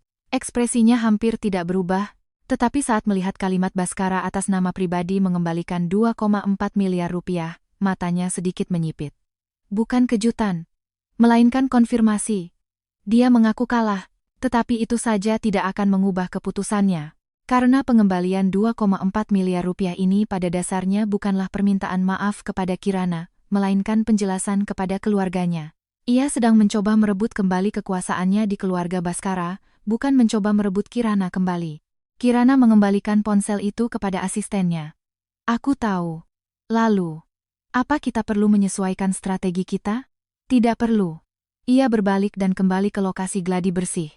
"Lakukan saja apa yang harus kita lakukan. Urusannya sudah tidak ada hubungannya denganku lagi." Kehancuran Melati datang lebih cepat dari yang diperkirakan siapapun. Pemberitahuan pembekuan rekening tiba saat ia sedang menjalani perawatan wajah di sebuah suite hotel bintang 5. Tempat itu adalah tempat ia tinggal sejak kembali ke tanah air, yang diatur oleh Baskara. Ponselnya berdering 7 kali sebelum akhirnya ia melihatnya. Setelah membaca pesan singkat dari bank, ia melompat keluar dari kamar mandi dengan handuk masih melilit bahkan tanpa melepaskan masker wajahnya dan menelepon Baskara. "Mas Baskara, bagaimana bisa kamu tega melakukan ini padaku? Aku ini Melati yang tumbuh bersamamu sejak kecil." Suara Baskara dari seberang telepon terdengar dingin, seolah berbicara dengan orang asing. "Perusahaan BVI-mu itu didaftarkan 8 bulan sebelum kamu pertama kali mengajukan proposal investasi padaku. Bagaimana kamu menjelaskan hal ini?" Hening selama 2 detik di seberang sana. Itu karena aku mau mencoba bisnis sendiri. Tapi tidak berhasil. Makanya aku minta bantuanmu." "Cukup." Baskara memotongnya. "Aku sudah meminta pengacara untuk melanjutkan proses hukum. Dalam 3 hari, bereskan barang-barangmu dan keluar dari hotel itu. Jangan pernah menghubungiku lagi." "Mas Baskara." Suara Melati meninggi. "Kamu tidak bisa melakukan ini. Demi wanita yang sudah meninggalkanmu, kamu membuangku? Apa kamu lupa kenangan masa kecil kita?" "Aku tidak lupa." Suara Baskara 1 oktav lebih rendah. "Justru karena aku ingat, aku merasa muak." Ia menutup telepon. Melati menggenggam ponselnya, serum dari masker menetes di dagunya, jatuh ke karpet hotel, dan meninggalkan noda gelap di karpet berwarna putih gading. Bibirnya bergetar. Bukan karena kesal, melainkan karena takut. Ia tidak punya pijakan apapun di kota ini. Sebelum kembali, ia sudah menghabiskan sebagian besar uang itu, dan sisanya diinvestasikan di properti di luar negeri. Sekarang rekeningnya dibekukan. Setelah keluar dari hotel, ia bahkan tidak tahu harus tinggal di mana. Satu-satunya andalannya, Mas Baskara dari masa kecilnya, telah dengan tangannya sendiri memutus semua hubungan dengannya. 3 hari kemudian, ia keluar dari hotel. Tidak ada yang tahu kemana ia pergi, dan tidak ada yang peduli. Kirana mengetahui tentang Melati seminggu kemudian melalui laporan rutin dari pengacaranya. "Masalah Melati sudah sepenuhnya selesai," kata pengacara itu. "Tampaknya Tuan Baskara telah memutuskan hubungan dengan bersih." Selain itu, pengacaranya menghubungi kami, ingin bertemu untuk membahas klausul spesifik dari perjanjian perceraian. Kirana duduk di belakang mejanya, memutar-mutar pena di tangannya. Sikapnya jauh lebih lunak dari sebelumnya. Klaim tidak akan bercerai sudah ditarik, tetapi mengenai rincian pembagian harta, tampaknya dia masih berpikir ada ruang untuk negosiasi. Terutama masalah pembagian keuntungan masa depan dari proyek bersama. "Biarkan dia bernegosiasi," kata Kirana sambil meletakkan penanya. "Tapi jangan pernah menyerah pada batas minimum kita. Bagian investasi dari pihak kita tidak akan kita lepaskan sepeser pun. Itu memang milik kita sejak awal." "Baik, saya mengerti." Setelah pengacara pergi, Kirana duduk sendirian untuk waktu yang lama. Langit di luar jendela mulai gelap, lampu-lampu di kawasan seni menyala satu persatu. Cahaya kuning hangat masuk melalui jendela dari lantai ke langit-langit, mewarnai gambar-gambar dan dokumen di atas mejanya dengan warna yang lembut. Ia teringat pesan yang dikirim Bhaskara. Kamu benar. Selama 3 tahun ini, aku tidak pernah sekalipun benar-benar melihat kamu. Maafkan aku. Ia tidak membalas pesan itu. Bukan tidak mau. Apapun balasannya, terasa tidak pas. Jika membalas tidak apa-apa, itu bohong. Tentu saja ia peduli. 3 tahun diabaikan, 3 tahun dijadikan latar belakang, 3 tahun kontribusinya dianggap sebagai hal yang wajar. Bagaimana bisa ia tidak peduli? Jika membalas aku tidak memaafkanmu, itu terdengar seperti dendam. Ia tidak ingin terikat dendam padanya. Tidak ada gunanya. Jika membalas aku mengerti, itu terdengar seperti sedekah. Dia tidak pantas menerima pemahamannya. Jadi ia tidak membalas apa-apa. Keheningan itu sendiri adalah jawabannya. Jawabannya adalah, permintaan maafmu ku terima, tapi itu tidak mengubah apa-apa. Adira mengunjunginya pada minggu kedua, masa persiapan Forum Asia Pasifik. Kali ini bukan di kafe, melainkan di lokasi konstruksi Gedung 3. Ia mengenakan pakaian kerja hitam sederhana, rambutnya sedikit berdebu. Ia baru saja memeriksa kemajuan konstruksi di Gedung 4 yang baru saja menerima material. Materialnya sudah datang, katanya saat Kirana menyadarinya dan bertanya. Panel beton pracetak yang kamu minta. Nomor warnanya juga persis sama dengan sampel yang kamu tentukan. Ia menepuk-nepuk debu di lengan bajunya, berjalan mendekati Kirana, dan mengintip gambar yang terbentang di hadapannya. Naskah pidato untuk forum, ya? Ya, draft pertama sudah selesai. Sekarang sedang revisi kedua. Kirana memberikan selembar sketsa kepadanya. Lihat ini. Aku ingin memasukkan proyek Gedung 3 ini sebagai studi kasus dalam pidato. Dengan konsep utama rekonstruksi spasial memori kota. Adira menerima sketsa itu dan menatapnya dengan serius sejenak. Ia punya kebiasaan sedikit memiringkan kepala saat melihat sesuatu, dan menelusuri tepi kertas dengan jari telunjuknya. Seolah melengkapi penglihatan dengan sentuhan. Kirana menyadari kebiasaan itu dan terkejut sejenak pada dirinya sendiri. Sejak kapan ia mulai memperhatikan kebiasaan Adira? Konsepnya bagus, Adira mengembalikan sketsa itu kepadanya. Tapi kalau hanya berhenti di level studi kasus, dampaknya kurang kuat. Kamu harus melangkah lebih jauh, membahas bagaimana metode ini dapat memberikan nilai bagi perencanaan regenerasi kota secara keseluruhan. Bukan apa yang telah kulakukan, melainkan apa yang bisa dihasilkan oleh cara ini. Kirana berpikir sejenak, lalu mengangguk. Kamu benar. Revisi kedua akan kuarahkan ke sana. Mau ku bantu carikan beberapa data studi kasus dari luar negeri. Aku punya kolega di Copenhagen dan Rotterdam yang pernah mengerjakan proyek serupa. Aku bisa pinjamkan datanya. Terima kasih. Mereka berdua berdiri di lokasi konstruksi. Di sekeliling mereka ada rangka besi yang terbuka dan tumpukan bahan bangunan, udara dipenuhi bau debu beton dan aroma kayu baru. Bukan pemandangan yang romantis. Tetapi di ruang yang penuh dengan nuansa konstruksi primitif ini, percakapan di antara mereka tentang konsep, tentang metode, tentang bagaimana ruang dapat menceritakan kisah kepada orang-orang terasa sangat nyambung.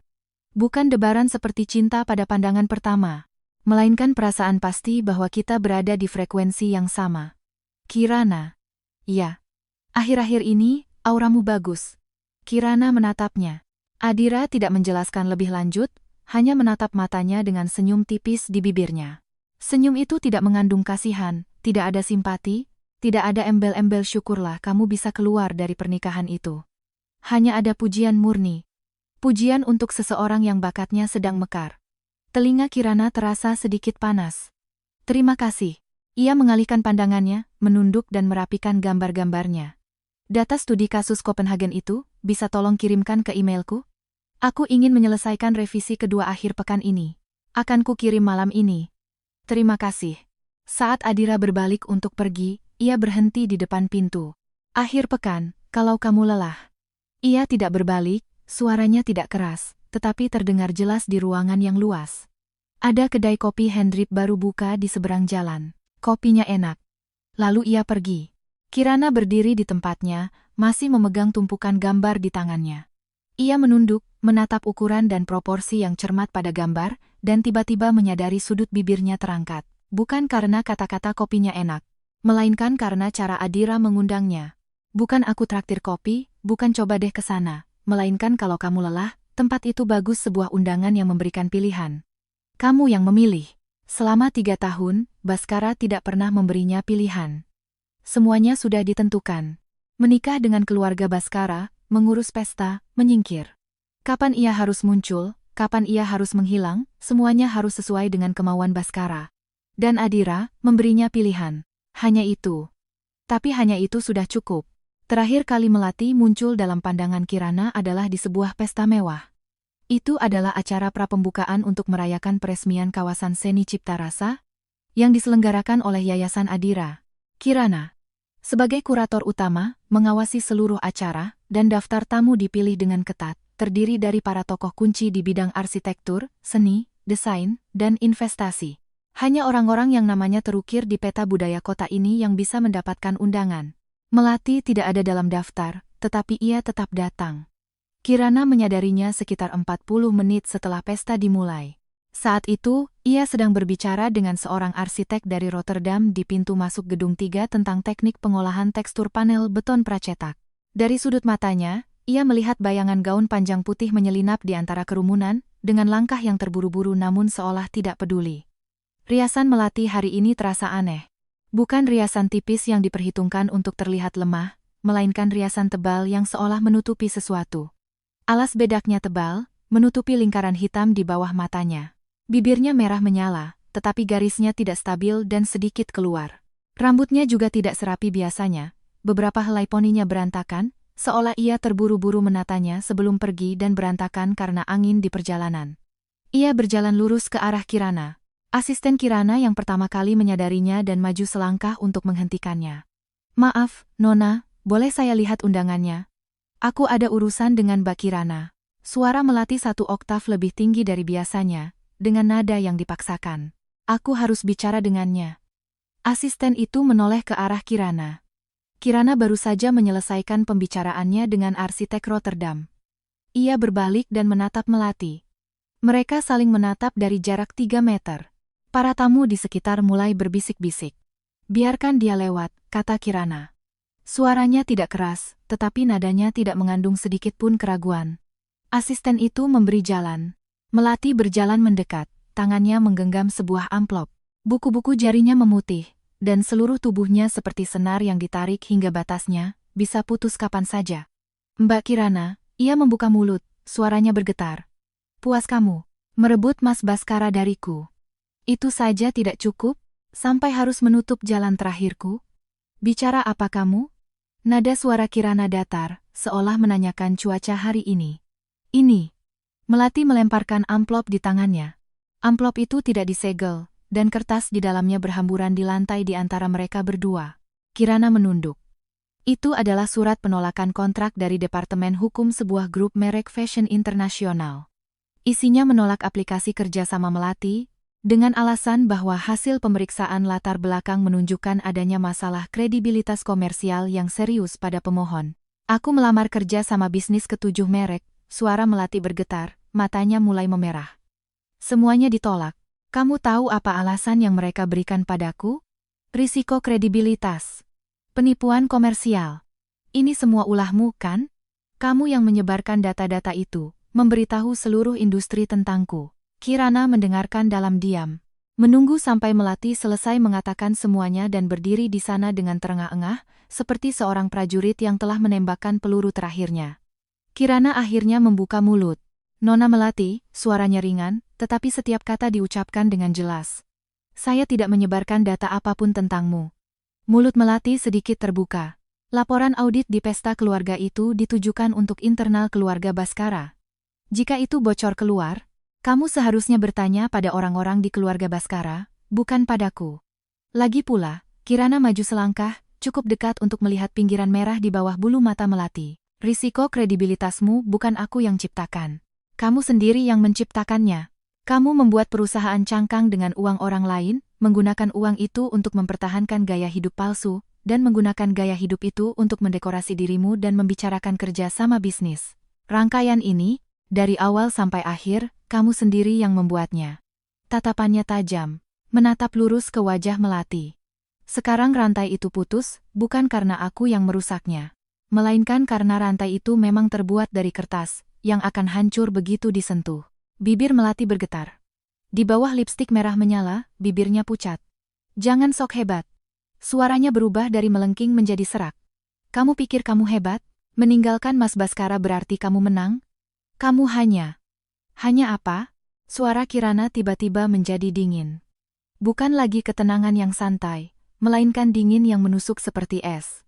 Hanya seorang wanita yang bisa membuktikan keberadaannya tanpa harus bergantung pada uang pria. Saat kata-kata itu jatuh, semua bisik-bisik di sekitar berhenti. Melati terpaku di tempatnya, seolah seluruh kekuatannya terkuras habis. Amplop itu masih berserakan di lantai. Kertas-kertasnya terinjak oleh sol sepatu para tamu yang lewat. Kirana tidak lagi menatapnya.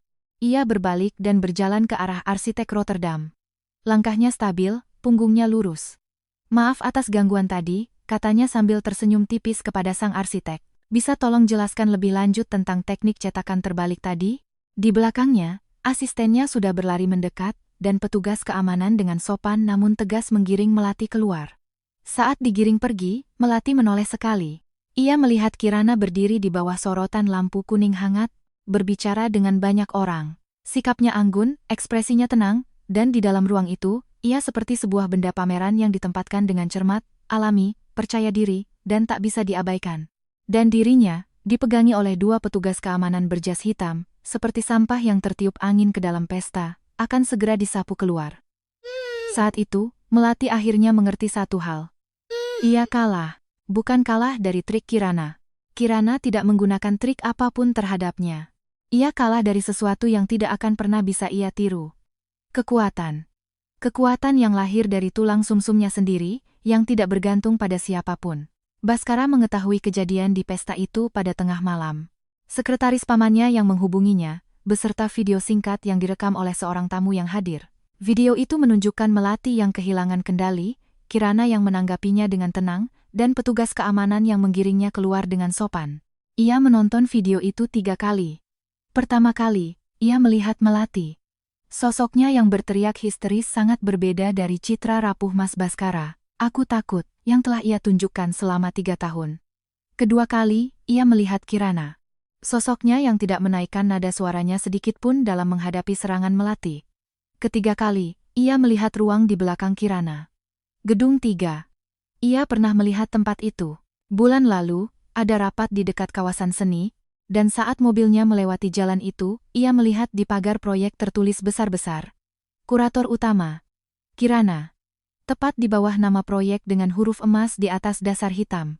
Kesan pertamanya saat itu adalah, sejak kapan dia punya posisi seperti ini? Ia tidak tahu.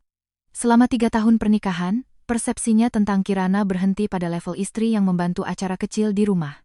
Ia tidak pernah melihat portofolionya dengan serius, tidak pernah menghadiri acara profesionalnya, dan saat Kirana mengatakan ia menerima pekerjaan kurasi, jawabannya selalu hanya anggukan tidak tulus, "Oh ya, baguslah. Jangan terlalu capek ya." Sekarang, Kirana berdiri di ruang yang ia ciptakan sendiri, dikelilingi oleh cahaya dan orang-orang, seperti permata yang telah dipoles selama 3 tahun dan akhirnya bersinar. Dan ia, duduk di ruang tamu villa yang kosong, berulang kali menonton video berdurasi 9 detik di layar ponselnya. Ia minum banyak alkohol. Bukan minum di luar. Ia berdiri di depan gudang anggur di rumah selama setengah jam, dan akhirnya mengambil sebotol bourbon yang pernah dibeli dan disimpan oleh Kirana. Apa yang Kirana katakan saat membeli anggur ini? Pinot Noir tahun ini paling enak dibuka 5 tahun lagi. Ia membukanya sendirian. Tanpa dekantasi, tanpa dituang ke gelas, langsung minum dari botol. Pukul 2 pagi, ia menghabiskan sebagian besar isi botol, bersandar lemas di sofa. Ponselnya jatuh di karpet. Pikiran terakhir sebelum kesadarannya kabur adalah, "Aku ingin menemuinya." Berdiri di depan studionya, seperti waktu itu. Tapi kali ini, yang ingin ia katakan bukanlah "aku ingin bicara", melainkan, "aku salah." Dari awal sampai akhir, semuanya salah. Bukan salah karena memberikan uang pada Melati. Tapi salah karena mengira kamu akan selalu ada di sisiku, tapi ia tidak pergi. Karena ia tahu, bahkan jika ia mengatakannya, pintu itu tidak akan pernah terbuka lagi untuknya. Pukul 10 pagi keesokan harinya, Baskara melakukan tindakan yang tidak diduga siapapun. Ia muncul di depan gedung kantor Yayasan Adira. Bukan untuk bertemu Kirana, melainkan untuk bertemu Adira. Ia menunggu 10 menit di lobi. Sekretaris Adira turun dan berkata, "Tuan Adira ada rapat pukul 10.30, jadi Anda punya waktu 5 menit." "Cukup." Baskara diantar ke lantai eksekutif di lantai 37. Kantor Adira tidak semewah yang biasa dimiliki oleh putra mahkota konglomerat. Tidak ada lukisan cat minyak raksasa, tidak ada etalase piala yang berderet. Satu dinding penuh adalah rak buku, dan di atas mejanya terbentang gambar-gambar arsitektur dan beberapa majalah profesional berbahasa asing. Adira duduk di belakang mejanya, tidak berdiri saat Baskara masuk. "Tuan Baskara," nadanya sopan tapi dingin, seperti pada orang di luar lingkaran sosialnya. Baskara berdiri di depan mejanya, mereka saling menatap selama 3 detik. "Aku datang untuk menanyakan satu hal." Suaranya lebih serak dari yang ia duga. Adira memberi isyarat silakan. "Apa niatmu terhadapnya?" Adira tidak langsung menjawab. Ia meletakkan pulpen di tangannya, melipat jari-jarinya, dan menatap mata Baskara. "Tuan Baskara," suaranya setenang danau. "Dengan posisi apa Anda menanyakan pertanyaan itu kepada saya?" Tenggorokan Baskara bergerak. "Benar juga. Posisi apa? Suami? Mereka sudah dalam proses cerai. Mantan? Surat perjanjian belum ditandatangani. Pria yang kehilangan istrinya. Kalau begitu, ia tidak punya hak untuk menanyai orang lain." Ia membuka mulut, tetapi menyadari ia tidak punya dasar yang sah. Adira melihat keheningannya, dan setelah beberapa detik berkata, "Bagaimana sikap saya terhadapnya, itu tidak ada hubungannya dengan Anda. Tapi jika Anda benar-benar ingin jawaban." Ia berdiri. Tingginya sedikit lebih dari Baskara, tatapannya menyorot dari atas. "Saya menghormatinya. Bukan penghormatan seperti aku memberimu status dan materi, jadi kamu harus berterima kasih. Bukan." Ketika dia berkata tidak, saya berhenti. Ketika dia berkata ingin pergi, saya tidak menahannya. Ia berjalan mengitari mejanya, berdiri di depan Baskara. Jarak di antara mereka kurang dari 1 meter. "Apa Anda pernah memberinya penghormatan seperti itu?" Tangan Baskara terkepal. Ia ingin membantah. Ingin mengatakan ia juga menyayanginya. Tapi sayang seperti apa? Memberi uang belanja? Membiarkannya menyandang nama keluarganya? Memberinya proyek? Mengatakan terima kasih setelah ia berhasil menyelenggarakan pesta keluarga? Apa itu bisa disebut penghormatan? Tidak. Ia tahu itu. 5 menit saya sudah habis. Adira melihat jam tangannya. "Silakan pulang, Tuan Baskara." Baskara berdiri di sana, mengepalkan dan melonggarkan tinjunya berulang kali. Pada akhirnya, ia tidak mengucapkan sepatah kata pun, berbalik dan pergi. Sampai di lobi lift, ia berhenti dan memejamkan mata. Kata-kata Adira menusuk kepalanya seperti paku. Ketika dia berkata tidak, saya berhenti. Ketika dia berkata ingin pergi, saya tidak menahannya. Ia teringat malam itu. Saat Kirana menarik kopernya keluar dari walk-in closet dan melewatinya, ia hanya berdiri terpaku. Saat Kirana melewati pintu depan, masuk ke lift, dan pintu tertutup, ia tidak bergerak. Ia bahkan tidak mengatakan satu kata pun, "Jangan pergi." Bukan karena tidak peduli, melainkan karena dari lubuk hatinya, ia tidak percaya Kirana akan benar-benar pergi. Ia pikir Kirana hanya sedang merajuk, marah, seperti biasa, dan keesokan paginya akan muncul di meja sarapan seolah tidak terjadi apa-apa. Ia salah, benar-benar salah. Kirana tidak tahu Baskara pergi menemui Adira.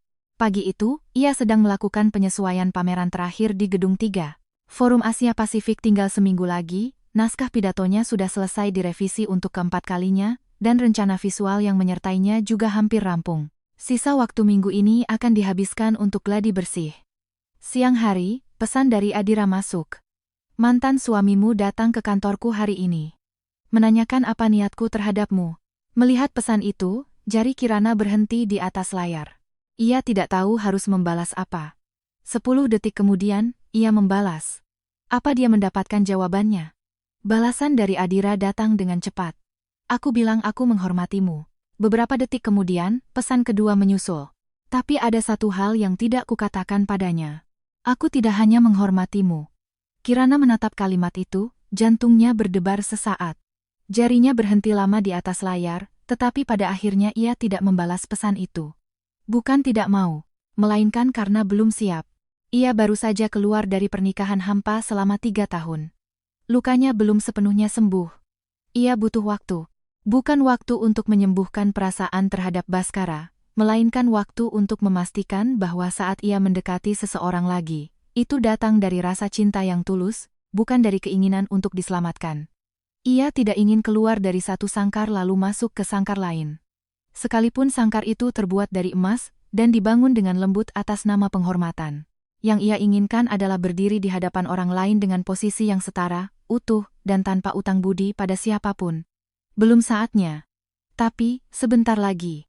Ia meletakkan kembali ponselnya di meja, menarik napas, dan kembali menghadap panel pameran di hadapannya. Di dinding beton utara, cahaya samar menampakkan semua retakan dan jejak waktu dari gudang tua. Di atas jejak-jejak itu, instalasi baru yang ia rancang akan segera dipasang. Tidak perlu menghapus yang lama. Yang baru lahir dari dalam yang lama. Itulah filosofi kurasinya dan juga sikapnya terhadap hidupnya sendiri. Hari saat surat perjanjian perceraian akhirnya ditandatangani, Kirana tidak ada di sana. Ia telah memberikan kuasa penuh kepada pengacaranya. Penandatanganan dilakukan di kantor pengacara Bhaskara, dan semua prosedur, termasuk konfirmasi pembagian aset terakhir dan pembuatan akta notaris, selesai dalam 2 jam. Pengacaranya meneleponnya pukul 3 sore. Nyonya Kirana, semua prosedur sudah selesai. Tuan Bhaskara juga sudah menandatangani. Terima kasih. Lalu, satu hal. Saat penandatanganan, dia menanyakan satu pertanyaan pada saya. Pertanyaan apa? Dia bertanya, apakah dia bahagia sekarang? Kirana terdiam selama 2 detik. Lalu, apa jawabanmu? Saya menjawab, klien saya saat ini dalam kondisi yang sangat baik. Terima kasih. Ia menutup telepon, berdiri di rooftop, dan memandang garis langit kota di kejauhan. Bahagia? Tentu saja bahagia. Lebih bahagia dari kapanpun. Ia punya pekerjaan sendiri, ruang sendiri, nama sendiri. Ia bukan lagi pelengkap seseorang, tidak perlu berkompromi untuk diizinkan ada. Ia memasukkan ponselnya ke saku, masuk ke dalam ruangan, dan melanjutkan revisi naskah pidato forumnya. Di bagian akhir halaman ketiga, ia menulis, nilai sebuah ruang tidak terletak pada kemegahannya, melainkan pada apakah ruang itu mengizinkan orang-orang di dalamnya untuk menjadi diri mereka sendiri. Desain ruang yang baik bukanlah yang membuat pilihan untuk orang, melainkan yang memberikan kemungkinan pilihan kepada orang. Ia berhenti, menatap kalimat itu, lalu dengan pensil menambahkan satu kata dengan ringan di sampingnya. Kebebasan. Itulah pertama kalinya dalam 3 tahun ini, ia mendefinisikan apa yang ia inginkan dalam satu kata. Bukan cinta, bukan rasa aman, bukan dilihat. Kebebasan. Mulai sekarang, siapapun yang ia pilih untuk didekati, itu karena ia menginginkan seseorang, bukan karena ia membutuhkan seseorang. 3 hari setelah Forum Asia Pasifik berakhir, Adira mengajaknya makan. Bukan di restoran Michelin, bukan di bar gedung pencakar langit. Melainkan di kedai kopi Hendrip di seberang jalan kawasan seni. Kedai yang pernah ia sebutkan, kopinya enak. Saat Kirana tiba, Adira sudah ada di sana. Ia duduk di kursi dekat jendela, di hadapannya ada 2 cangkir kopi Hendrip. Satu berwarna gelap, satu lagi lebih terang. Yang gelap Kenya, yang terang Yirgachev, katanya saat melihat Kirana masuk, memberi isyarat dengan dagunya. Aku tidak tahu suasana hatimu hari ini cocok yang mana, jadi kupesan dua-duanya. Kirana menarik kursi, duduk, melihat kedua cangkir kopi, dan mengambil cangkir yang berwarna lebih terang. Yirgachev. Sudah kuduga, sudut bibir Adira terangkat. Di forum, kamu seperti Kenya. Kuat, berlapis, dan panas. Tapi dirimu sendiri lebih seperti Yirgachev. Aroma bunganya terasa, meninggalkan kesan yang panjang dan lembut. Kirana menyesap kopinya seteguk, menatap Adira. Cara yang menarik untuk memujiku, dengan biji kopi. Aku memang selalu mengambil jalan yang tidak biasa. Mereka saling menatap dan tertawa. Bukan tawa genit yang ambigu, melainkan pemahaman diam-diam bahwa mereka berdua tahu arti dari jamuan makan ini, tetapi tidak ada yang terburu-buru untuk mengucapkannya. Adira mengambil cangkir kenyanya, minum seteguk, lalu meletakkan cangkirnya, dan melipat kedua tangannya di atas meja. Posisi duduknya santai, tetapi tatapannya serius. Sudah lihat gaung dari forum? Sudah, Kirana mengangguk. Ada 3 firma yang menyatakan minat kerjasama, dan desainer utama dari Rotterdam mengundangku menjadi co-kurator untuk Biennale tahun depan. Bagaimana menurutmu? Masih dipertimbangkan. Jadwalnya agak padat, Kalau kuambil, paruh kedua tahun ini harus mulai. Ada yang bisa kubantu dari pihakku? Kirana menatapnya. Cara Adira bertanya selalu seperti ini. Ada yang bisa kubantu? Bukan biar kuaturkan, bukan biar kuputuskan untukmu, apalagi kamu harus begini. Ia menyerahkan subjeknya kepada Kirana, memberikan hak pilihan di tangan Kirana. Adira, ia meletakkan cangkir kopinya. Kamu memanggilku hari ini pasti bukan hanya untuk membahas pasca forum, kan? Adira menatapnya, berhenti sejenak. Lalu ia tersenyum. Senyum itu lebih terus terang dari kapanpun sebelumnya. Bukan. Ia mengeluarkan sesuatu yang kecil dari saku jaketnya. Bukan kotak cincin, bukan buket bunga, bukan alat pengakuan cinta dalam arti tradisional. Sebuah kunci. Kunci perak biasa. Dengan gantungan kunci kulit sederhana. Kirana menatap kunci itu, sedikit mengernyitkan alis. Gedung 4, kata Adira. Renovasinya sudah selesai. Aku sudah memisahkan Gedung 4 dari daftar aset yayasan. Maksudnya? Gedung 4 bukan lagi milik yayasan. Sekarang itu adalah ruang independen, milik sebuah perusahaan pengembangan budaya yang baru didirikan. Ia mendorong kunci itu ke tengah meja. Direkturnya adalah kamu. Jari-jari Kirana di atas pangkuannya sedikit terkepal. Adira, dengarkan sampai selesai. Ia mengangkat satu tangan, menghentikannya. Ini bukan hadiah. Ini investasi. Aku sudah melihat proposal bisnismu. Rencana yang pernah kamu kirimkan padaku untuk menjadikan Gedung 4 sebagai merek kurasi independen. Kelayakan dan model pendapatannya, keduanya masuk akal. Jadi aku membuat keputusan bisnis. Berinvestasi padamu. Tatapannya melewati uap cangkir kopi, tertuju pada matanya. Semua informasi kontrak adalah kontrak investasi komersial standar. Aku akan memegang 20% saham, tapi keputusan ada di tanganmu. Mekanisme penarikan, informasi pembelian kembali, pembagian keuntungan, semuanya tertulis dengan jelas. Kamu bisa minta pengacaramu memeriksanya. Mendengar kata-kata itu, Kirana merasakan sesuatu yang asam dan panas naik ke tenggorokannya. Bukan karena kunci itu. Bukan karena Gedung 4 itu. Melainkan karena cara Adira memberikannya. Bukan aku hadiahkan ruang ini untukmu, bukan kalau kamu pacaran denganku, semua ini akan jadi milikmu. Bukan cara yang menyembunyikan kebaikan di dalam transaksi, sehingga saat ia menerimanya, ia juga menerima status sebagai penerima sedekah. Melainkan, aku pikir kamu layak diinvestasikan. Rencanamu masuk akal. Ini logika bisnis, bukan ikatan emosional. Ia menunduk, menatap kunci itu lama. Kalau. Akhirnya ia membuka mulut, suaranya sedikit serak. Kalau aku melakukan ini, apa kata orang di luar sana? Mungkin mereka akan bilang Tuan Adira menjadi pelindung mantan Nyonya Baskara. Nada bicaranya datar, seolah mengatakan lelucon yang tidak penting. Biarkan saja mereka bicara. Kontraknya hitam di atas putih. Kamu adalah objek investasi, bukan simpanan. Siapapun yang sedikit menyelidikinya akan sampai pada kesimpulan itu. Kirana mengangkat wajahnya menatap Adira. Lalu, perasaanmu padaku? Tanyanya langsung. Kamu pernah bilang kamu tidak hanya menghormatiku. Adira mengambil cangkir kopinya, minum seteguk, lalu meletakkannya perlahan. Benar. Aku tidak hanya menghormatimu. Ia menatap Kirana. Matanya jernih, hampir transparan. Aku menyukaimu. Sejak forum musim gugur tahun lalu, saat kamu di atas panggung berbicara tentang etika narasi spasial, kamu bilang semua ruang harus mengizinkan orang-orang di dalamnya untuk menjadi diri mereka sendiri. Saat itu aku tahu. Kamu dan aku berada di dunia yang sama. Ia meletakkan cangkirnya di meja, menunjuk kunci itu dengan ringan. Tapi perasaanku bukan syarat dari kunci ini. Kamu bisa menerima kunci ini, membangun merekmu sendiri, melakukan semua yang ingin kamu lakukan. Lalu menolakku. Aku tidak akan menarik investasi atau mengubah informasi kontrak apapun karenanya. Ia mengangkat wajah, sedikit memiringkan kepala. Senyum di bibirnya sangat tipis. Ini dua hal yang berbeda. Aku ingin kamu tahu. Tidak ada hubungan sebab akibat di antara keduanya. Kamu memilih menerima investasi bukan berarti kamu memilihku. Kamu memilihku bukan berarti itu karena investasi. Kirana menatapnya. Menatap pria ini duduk di hadapannya, menjabarkan semuanya logika, perasaan, syarat, batas minimum dengan jelas di atas meja.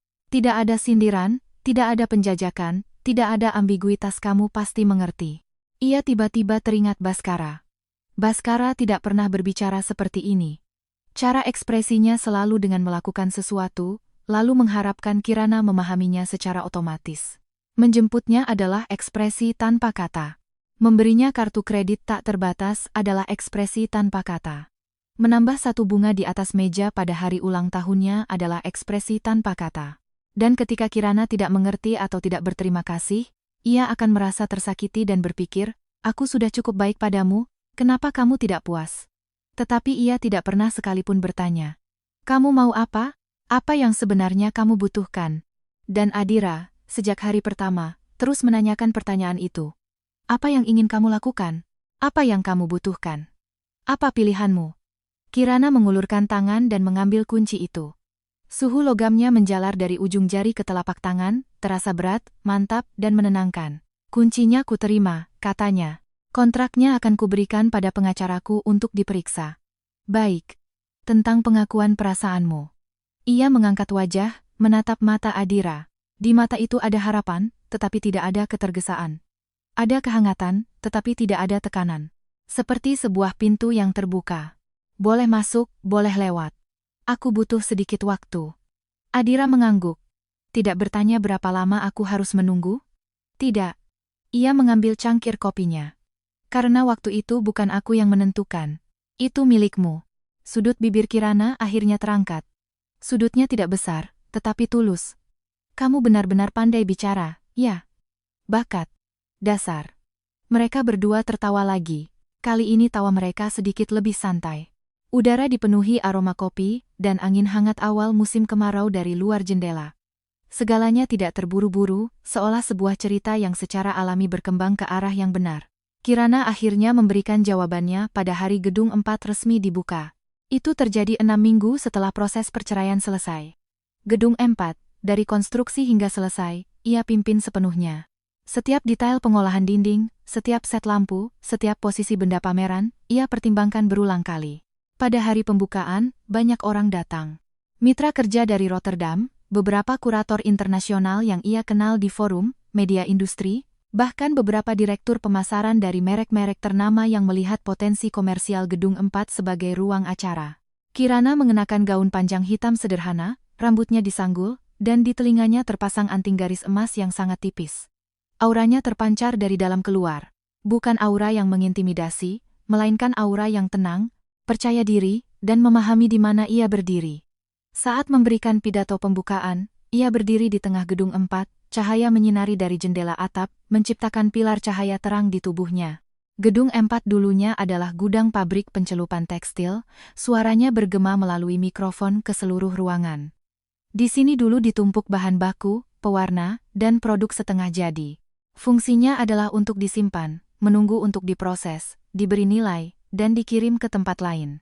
Ia berhenti sejenak, memandang sekeliling. Sekarang, ia tidak lagi menunggu. Ia sendiri adalah tujuannya. Tepuk tangan bergemuruh. Adira berdiri di antara kerumunan. Bukan di barisan depan, bukan juga sengaja bersembunyi di belakang. Ia berdiri di tempat yang pas, di mana ia bisa melihat Kirana, dan Kirana juga bisa melihatnya. Setelah pidato selesai, tatapan Kirana menyusuri kerumunan dan bertemu dengan matanya sejenak. Kirana tersenyum padanya. Senyum itu berbeda dari semua senyum yang pernah ia tunjukkan pada Adira sebelumnya. Senyum-senyum sebelumnya sopan, berterima kasih, dengan sedikit jarak. Senyum ini lembut setelah melepaskan pertahanan, dan mengandung arti, aku sudah memutuskan. Adira mengerti. Ia tidak langsung menghampiri. Ia menunggu kerumunan bubar. Menunggu wartawan selesai mengambil foto. Menunggu Kirana selesai menyapa semua tamu.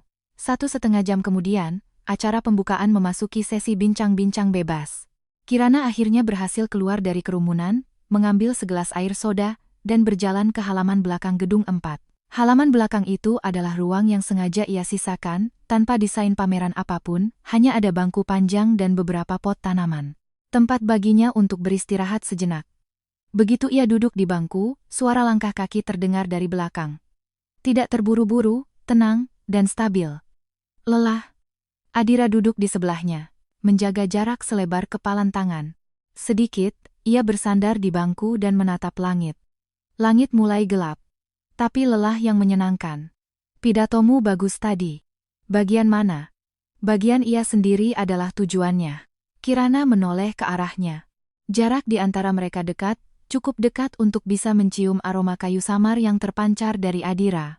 Bukan parfum. Aroma dari kain mantel unta yang sering ia kenakan. Adira. Tentang yang kamu katakan. Yang kamu tunggu. Aku ingin memberimu jawaban. Ya, aku sudah siap.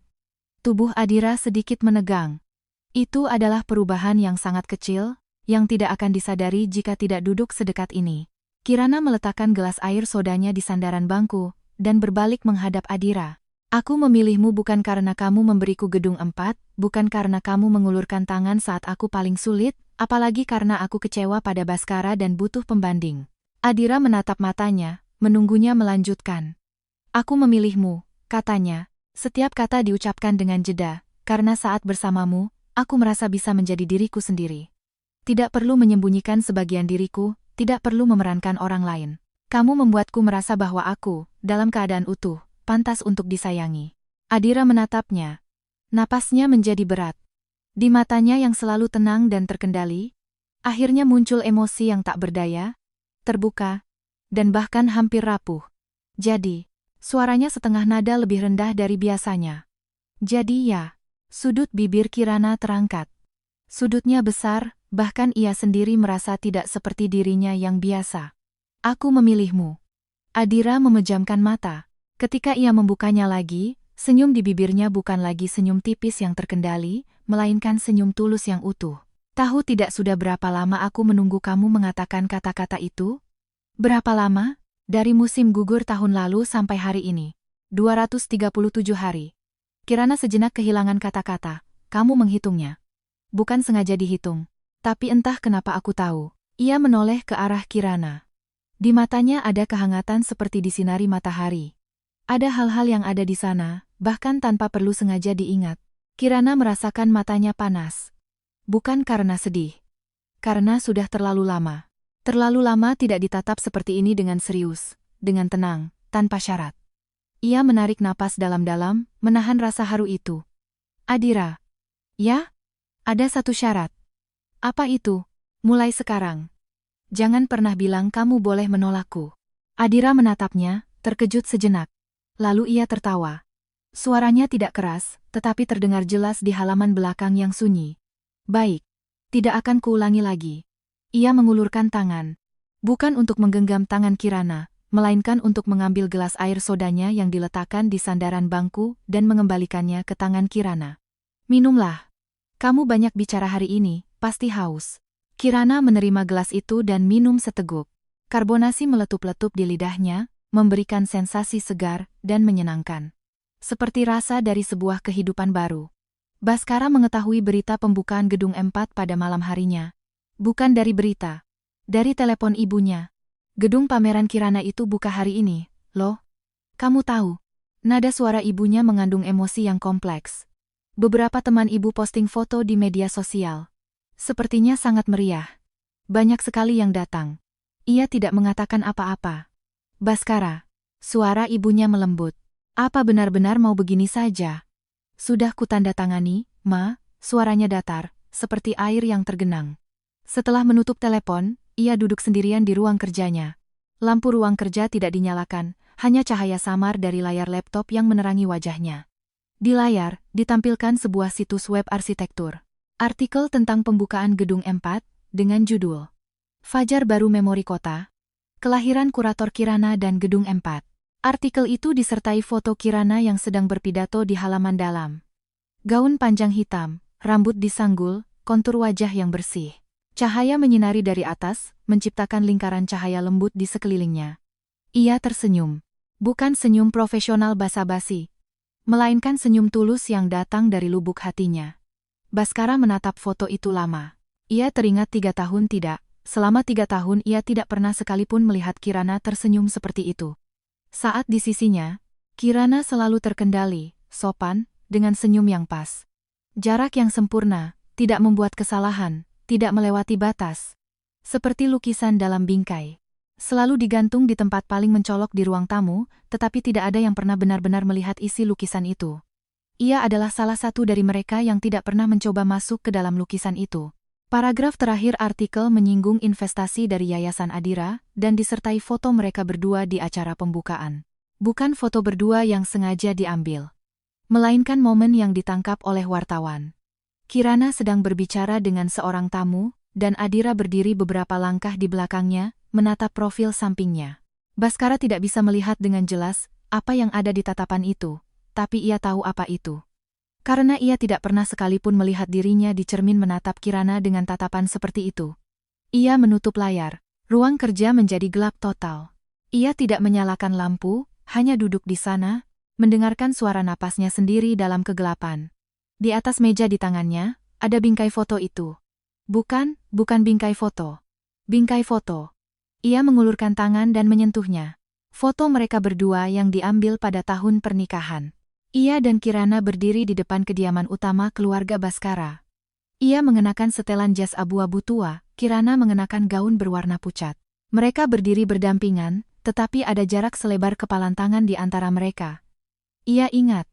Hari itu, riasan Kirana sangat cantik, tetapi ia tidak banyak bicara, hanya menemani Baskara menyapa tamu, berfoto, dan bersulang.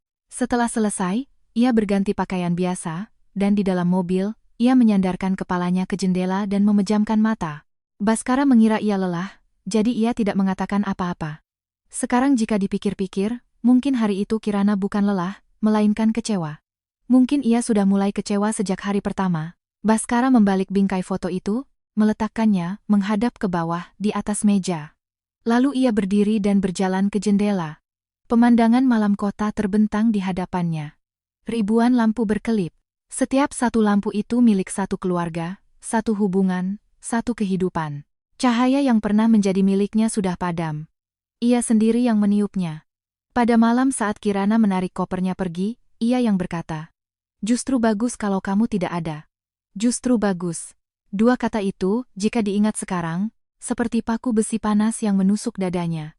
Ia memejamkan mata. Air mata tidak keluar. Air mata tidak sepadan dengan akibat yang telah ia timbulkan. Pameran kurasi global diselenggarakan pada musim gugur.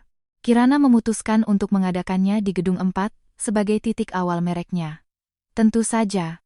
Hari itu, Gedung 4 memiliki wajah baru, bukan dengan merombak total, melainkan di atas fondasi yang sudah ada, ditambahkan benda-benda pameran baru, yang merupakan hasil dari semua pencapaian kreatifnya selama setahun terakhir. Dari studi kasus revitalisasi ruang kawasan seni cipta rasa, rekaman pidato yang menjadi perbincangan di Forum Asia Pasifik, hingga rencana cokurasi untuk Biennale Rotterdam yang akan segera dimulai. Seluruh ruang itu seperti sebuah riwayat hidup yang terbuka. Bukan yang tertulis di kertas, melainkan yang diceritakan dengan benda nyata, cahaya, bayangan, dan ruang itu sendiri. Daftar undangan bahkan lebih mewah dari saat pembukaan. Perwakilan dari Federasi Arsitektur Internasional, direktur dari 3 museum seni ternama, mantan anggota komite penghargaan bergengsi, dan juga seseorang dari keluarga Baskara. Bukan Baskara, kakeknya. Kakek datang tanpa memberitahu siapapun sebelumnya. Sore itu menyuruh sopirnya mengemudikan mobil ke depan Gedung 4. Saat ia masuk dengan ditopang oleh kepala pelayan, Kirana sedang menjelaskan panel deskripsi di pintu masuk kepada wartawan. Ia menyadari kehadiran kakek, dan mereka berdua saling menatap sejenak. Di wajah kakek tidak ada kecanggungan, tidak ada rasa bersalah, hanya ada ekspresi tenang seorang senior yang dengan hangat melihat pertumbuhan generasi penerusnya. Ia berjalan mendekat, menepuk punggung tangan Kirana dengan ringan. "Kerja bagus." Hanya 2 kata. Hidung Kirana terasa perih. Bukan karena Baskara. Karena 2 kata ini. Kakek tidak pernah mengucapkan kata-kata ini saat ia masih menjadi Nyonya Baskara. Saat itu, semua yang ia lakukan dikategorikan sebagai hal yang wajar, tidak layak mendapat pujian khusus. Sekarang, ia bukan lagi menantu keluarga Baskara. Tapi kakek datang. "Terima kasih, Kek," katanya sambil menggenggam tangan keriput lelaki tua itu. Kakek mengangguk, tidak berlama-lama. Setelah berkeliling sebentar, ia meminta kepala pelayan untuk mengantarnya pulang. Sebelum pergi, ia menoleh sekali lagi menatap Kirana. Di tatapan itu ada sesuatu yang tak terlukiskan. Seperti penyesalan, seperti juga kelegaan. Kirana menatap punggung kakek yang menjauh, berdiri terpaku sejenak. Lalu ia berbalik dan berjalan kembali ke kerumunan. Hari ini adalah hari besarnya. Adira menunggunya di seberang ruang pameran. Hari ini ia mengenakan setelan jas biru tua, dan di kerahnya terpasang bros berbentuk logo Gedung 4, sebuah garis arsitektur yang sangat sederhana. Bros itu dirancang sendiri oleh Kirana. Melihat Kirana berjalan mendekat, ia mengulurkan tangannya. Bukan isyarat seperti biar ku bimbing, melainkan isyarat aku ada di sampingmu. Kirana meletakkan tangannya di telapak tangan Adira. Telapak tangannya kering dan hangat. Genggaman jarinya tidak terlalu kuat, tidak terlalu lemah, pas. Seperti pelukan yang diperhitungkan dengan cermat, menghormati struktur tulang dan ruangnya. Siap? Tanyanya dengan suara pelan. Sudah dari tadi. Mereka berjalan berdampingan ke tengah pameran. Cahaya berkumpul dari segala arah, menciptakan area terang di bawah kaki mereka. Orang-orang bertepuk tangan, kilatan blitz menyala, mikrofon wartawan disodorkan, berbagai pertanyaan dilontarkan. Kirana menjawab, satu persatu. Suaranya tenang, percaya diri, dengan keteguhan yang hanya bisa dimiliki oleh seseorang yang telah melewati kegelapan panjang. Gedung 4 bagi saya bukan hanya sebuah ruang kurasi, katanya menghadap kamera. Itu adalah sebuah bukti. Bukti seberapa jauh seseorang bisa berjalan setelah meninggalkan tempat di mana ia tidak bisa menjadi dirinya sendiri. Ia melirik Adira di sebelahnya. Adira tidak menatap kamera. Ia menatap Kirana. Di tatapannya ada sesuatu yang sudah Kirana kenal. Bukan posesif, bukan bangga, bukan seperti lihat dia milikku. Melainkan penghormatan. Kamu pantas berdiri di sini. Dan aku beruntung bisa berada di sampingmu. Kirana balas tersenyum ke arah tatapan itu. Senyum itu sangat berbeda dari senyum saat ia berfoto di depan kediaman utama keluarga Baskara 3 tahun lalu. Senyumnya 3 tahun lalu mengandung kompromi dan kesabaran. Senyumnya sekarang mengandung kebebasan dan pilihan. Upacara terakhir acara adalah pemotongan pita. Kirana berdiri di depan pita merah, memegang gunting di tangannya. Bilah emasnya memantulkan cahaya dengan halus di bawah lampu. Ia menatap pita yang melambangkan awal yang resmi di hadapannya, dan tiba-tiba teringat pita lain. Pita merah yang ia dan Baskara potong bersama di pernikahan 3 tahun lalu. Potongan itu adalah awal dari sebuah kontrak. Hari ini, potongan ini. Ia mengangkat tangannya. Bila bertemu, pita terputus. Sutra merah melambai ke kedua sisi, tepuk tangan riuh. Ia memejamkan mata, menarik napas dalam-dalam.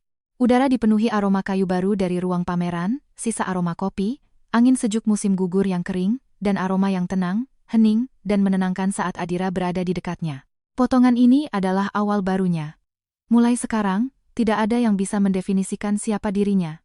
Ia sendiri yang akan mendefinisikan dirinya. Malam itu, setelah acara selesai dan semua tamu pulang, lampu-lampu di gedung 4 dipadamkan satu persatu, hanya menyisakan cahaya bulan yang masuk dari jendela atap di halaman dalam. Kirana tidak langsung pulang. Ia berdiri sendirian di tengah ruang pameran yang kosong, dan memandang sekeliling. Benda-benda pameran di dinding menjadi siluet samar di bawah cahaya bulan, rencana-rencana dan gambar-gambar yang ia kerjakan selama setahun tergantung dengan tenang di sana. Seperti deretan kenangan yang tertata rapi. Ia teringat dirinya setahun yang lalu. Wanita yang menarik koper keluar dari villa keluarga Baskara di tengah malam. Wanita yang mengepalkan tangannya di kursi belakang taksi, kukunya menancap di telapak tangan, berkata pada dirinya sendiri untuk tidak menoleh ke belakang. Wanita yang berdiri terpaku selama 10 menit di apartemen baru yang luas, tidak tahu apa yang harus dilakukan selanjutnya. 1 tahun. 365 hari dari malam itu hingga hari ini. Ia kehilangan sebuah pernikahan, sebuah nama keluarga, sebuah status sosial yang didefinisikan, tetapi ia mendapatkan namanya sendiri, ruangnya sendiri, orang yang ia pilih sendiri, dan sebuah kehidupan yang sama sekali baru, miliknya sendiri. Suara langkah kaki terdengar dari belakang. Tidak terburu-buru. Adira berjalan mendekati sisinya, tidak mengatakan apa-apa. Mereka berdiri berdampingan di bawah cahaya bulan, diam-diam menatap ruang ini. Setelah lama, Kirana membuka mulut. Adira, terima kasih. Untuk apa? Karena tidak mendekatiku saat aku paling lemah. Adira menoleh ke arahnya. Kirana juga menoleh padanya. Cahaya bulan menjatuhkan bayangan mereka di lantai, 2 siluet memanjang yang berdampingan, tetapi tidak tumpang tindih. Masing-masing independen, saling mendampingi. Kalau kamu menyatakan perasaanmu setahun yang lalu, katanya, mungkin aku akan menerimanya. Tapi penerimaan itu bukan karena aku memilihmu, melainkan karena aku butuh seseorang untuk membuktikan bahwa aku masih berharga. Itu tidak adil bagiku, dan juga bagimu. Adira menatapnya. Di matanya ada kelembutan setelah dipahami. Aku tahu. Makanya kamu menunggu 237 hari ya. 237 hari. ulang Adira, dengan senyum tipis di bibirnya. Itu sepadan. Kirana menarik napas dalam-dalam. Lalu ia melakukan sesuatu yang belum pernah ia lakukan selama 3 tahun terakhir. Ia berinisiatif menggenggam tangan Adira. Bukan genggaman yang ragu-ragu, menjajaki, siap menarik diri kapan saja. Melainkan genggaman yang penuh keyakinan dan pilihan. Jari-jari Adira balas menggenggam, membungkus tangannya. Mereka saling menatap selama beberapa detik di bawah cahaya bulan, lalu tersenyum bersamaan, bukan akhir yang dramatis dan mengharukan. Hanya 2 orang yang telah melewati musim dingin yang panjang akhirnya bersama-sama menyambut musim semi. Tenang, hangat, dan pas. Seperti lampu-lampu di jalanan tua di luar gedung M4, yang menyala satu persatu, tidak terburu-buru, menerangi segalanya. Kirana berpikir, mungkin inilah bentuk kebahagiaan. Bukan diberi, bukan diselamatkan, melainkan tiba di tempat itu dengan usaha sendiri. Dan kebetulan ada seseorang di sampingmu yang melihat ke arah yang sama. Itu saja sudah cukup.